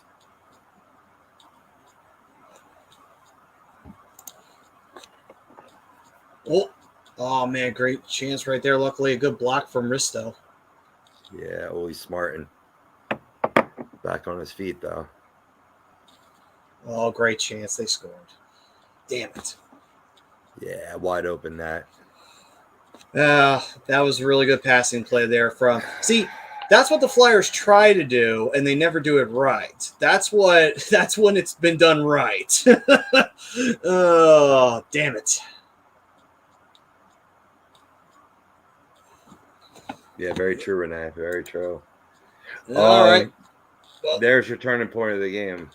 Yeah, great goal there. That's going to be Sonny Milano who gets that goal. Any goaltender interference on 28? Yeah, I was going to say that. It looks like somebody got interfered with him. I think if you're Gal, you challenge. I mean, just because, I know it's, you still have a whole period left to go and it's only a 2-goal deficit. Whereas if you lose a challenge, you can not only give up the goal, but then you go down a man. Actually, you'd be down 2 men at that point. Yeah, maybe you can't challenge because you go down 2 men. No, but it looks like he is going to challenge it. Yeah, I think you have to, man. All right. I don't know if there's goaltender interference there now that I'm actually looking at it in a little bit of a slower pace. Well, let me see here. What do we got? Military, Ristolainen. I don't think so because Ristolainen looks like he pushed Letary right into him. And it doesn't even look like Letary even obstructed the pace. Yeah, he didn't. That Hart was taken. Yeah, it didn't look like because Hart was still able to get to the other post. I don't know. I don't blame him for taking the opportunity here because it's close. I don't think there's goaltender interference there. I don't think Letary even touches him. Well, maybe a little bit with his pad, with his stick a little bit. But then again, though, the thing interference that'll come back. Well, here's the thing. Well, okay, go ahead, Rob. Nope, you go ahead. I was just gonna say I'm not sure because Risto cross-checked him. That's the thing. They might not let it. They might let it go because of that reason. Call stands. It's a good goal. Yeah, it's due to Risto pushing him there. I mean, that's certainly it because it doesn't have to be direct contact, Brian. If you're obstructing the goalie's right to make the save, occupying in the creative area, it is. Seeing way too much of Ritz in this show. I know, right? I know. Ugh. But anyway, I've seen them call less. Right. But you did have to challenge there. I misspoke before because obviously, the goal counts. That's scored on that other man advantage. So you just had to go on a 5-on-4 now you do the lost challenge. I don't even know what I was thinking they're saying. Down 2 men. I don't know. I still think there was goaltender interference there. Even though Vrissa was pushing, Lettieri's stick was still there and was still in the way. He was in the crease. It's not like he was outside of it. Carson, do you think there'll be 2 more goals? Possibly. I mean, they had been. That's a tough one. Yeah. Sorry, Rob. Go ahead. There has been some offensive pressure here. So, I mean, this game isn't over by any stretch of the imagination, but that is a key turning point. Yeah, I mean, I had to think that goal stands only because, again, Risto cross-checked him. If he had not initiated contact with Lettieri and Lettieri's stick wound up doing it all on his own, yes, you could make a point then. But because of that cross-check, that changes the entire dynamic of that whole play right there. That's the sad part. That's why they're never gonna. Because I agree with you, Brian. Right, there was the goaltender interference, but anytime the the defensive player touches and maybe pushes his momentum, it seems like the refs always go non-interference on that. Yeah, and I get it. I've seen them call less and still call goaltender interference. That's kind of why I thought it was going to go not in Anaheim's favor. I just find it ironic that it's the Ducks fan that's arguing that it was goaltender interference. Right? Oh, that's funny. So we don't want to hear any. Brian, you're a sport. You're a good sport, man. Yeah. I'm not biased. Yes, we don't want to hear. We don't want to hear any of this Homer shit.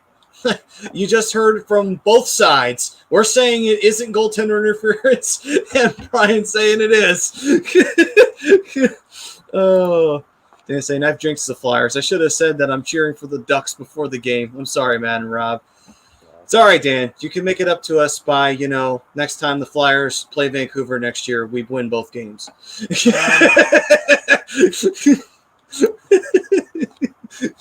Yeah, you didn't jinx the Flyers. You just jinxed yourself. That's a rap line, too. Nah. Chris saying real Flyers would pound this team into Disneyland, which sucks, by the way. No balls, good goal. See, I don't know how I feel about that comment. Just because he threw the Disneyland in there? No, because you said Disneyland sucks. Oh.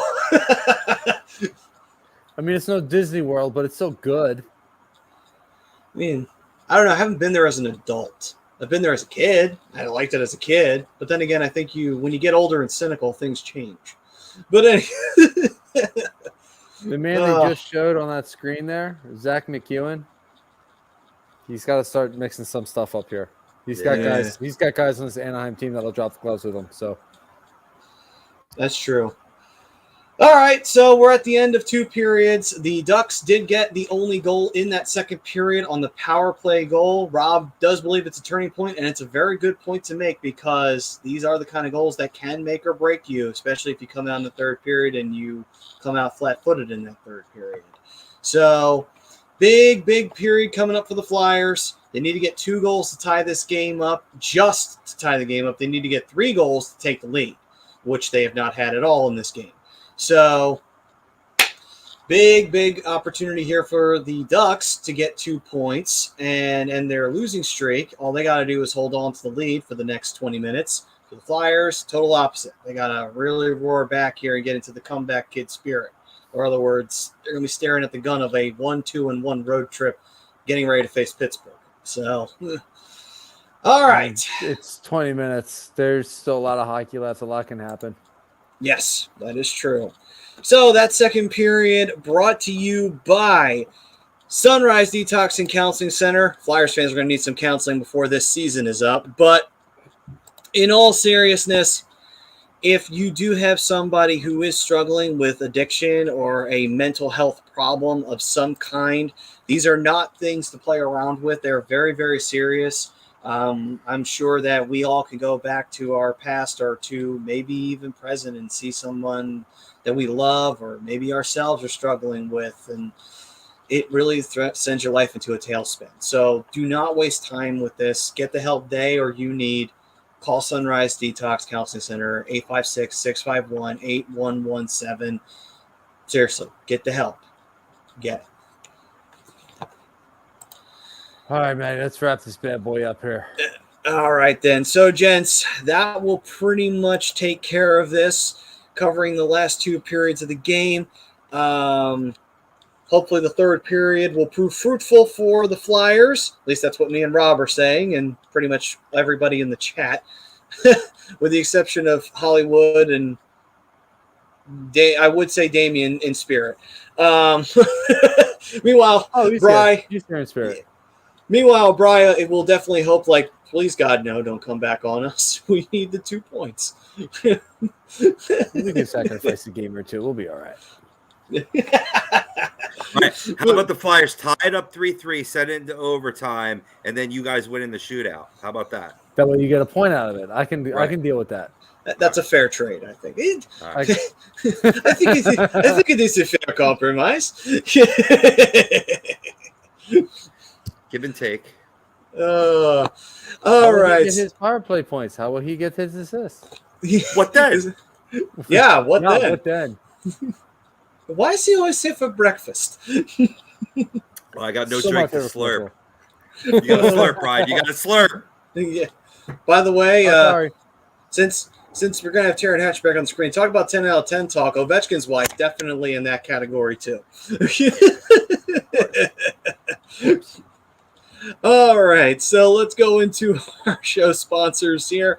Going into membership, we should talk about that. So if you do love the show and you enjoy listening to us talk about whatever the fuck we're going to talk about, because let's be honest, hockey is just briefly mentioned on the show.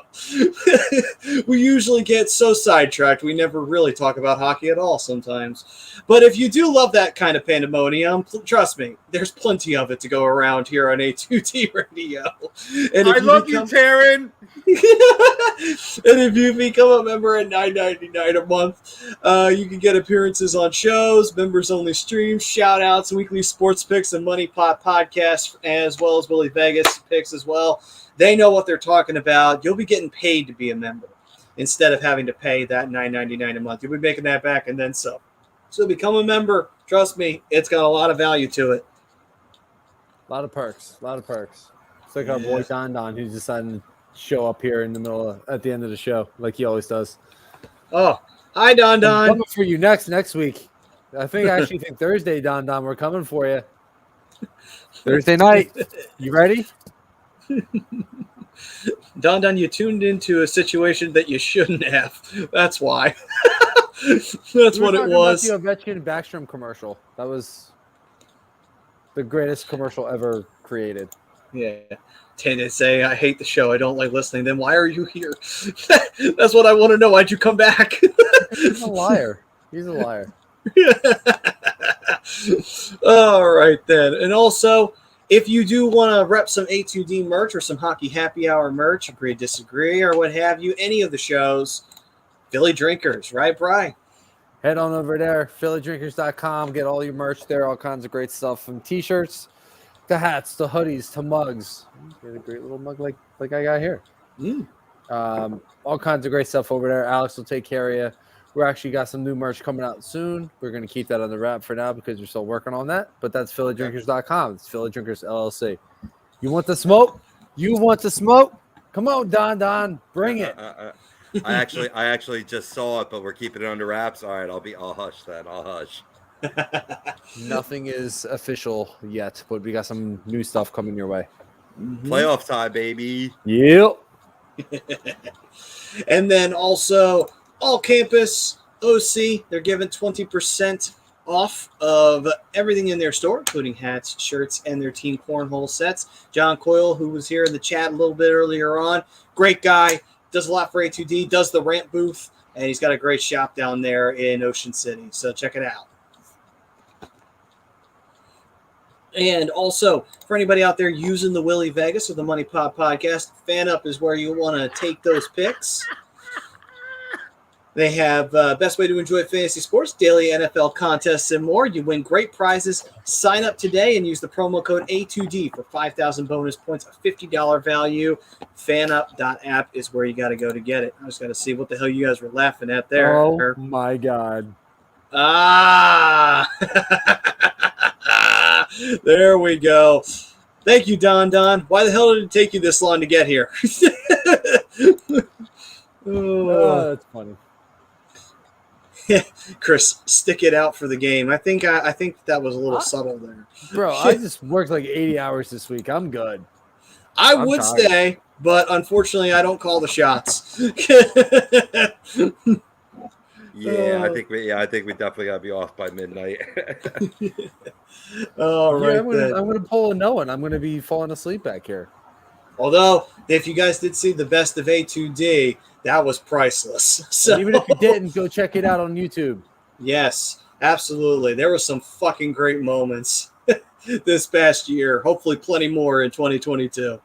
But if you are looking to buy or sell a home or having a change in career in brokerage, contact Alan Foy at eXp Realty LLC at 302-682-8820 or visit them at alan.foy at exprealty.com. Big, important step in life when you're looking to make that, change that career, or, you're trying to sell that house, buy a new one, do it right. Alan Foy's the guy who's going to make you do it right. So that's where you want to go. And as well. Real quick, Chris. Yes. Yeah, my work week is weird. My work week goes from Thursday to Wednesday. So this is the end of my week, and I'm off tomorrow. And Don, street corner really is a job because your girl pays me every time, and she seems to be satisfied after. Well done, Bri. Well done, good sir. Well done on that one. Oh, man. Well, at least Don came in at the right time to get his ass roasted on that one. But anyway. He likes to make it rain, too. Oh, God. I love you, Don. You're my boy. You're my boy. Okay, so Don, now it's your turn for next week. You got to come back real strong. All right. Nice one, lesbian. Hey, How's it feel to know that your girl's getting, satisfied by another woman instead of you? That may actually be that may be a win-win for some guys, though, depending upon what they enjoy. All right, let's wrap it up. All right, I'm just saying. All right, Brian, I think you got a lot of good things to say about these people right on over here, Dr. Paul Vidal and Specialized Physical Therapy. Oh, yeah, they do a great job over there. Had a little shoulder issue, took care of it. Wish I could say it was stronger than ever, but that's not because of Specialized Physical Therapy. That's from me not doing anything. But they do a great job, very talented, very educated, and they know how to help you. They know how to take the pain away. So go see Dr. Paul Vidal. I believe he's in both locations. Or you can go see Allie over in Burlington, or you can go see Carrie over in Cherry Hill. All very, very good at what they do. They really are the best in the business. All right, then. And our final sponsor for the show, Body Check Wellness. Edibles, gummies, ointments, THC-free products, hemp products, all of them used for clarity and focus, whether it's getting something done around the house, dieting, working out, taking care of a school assignment, editing an article, wanting to make sure that your shoulder is at 110%. Doesn't matter what it is. These products help you out, and they're good for you. So definitely check that out. Get 25% off with the A2D code. Hey, listen, Cote made it. He ain't going to steer you wrong. All right. So, ladies and gents, that'll do it for this edition of the Hockey Happy Hour. I wonder what this third period will present us. It'll be very interesting. But next week, we will be right back at it again. And let me just check here. See, yes, we do. We got a game next week, gentlemen, and it is the Flyers versus the Hurricanes. Ooh, big matchup there for the Flyers.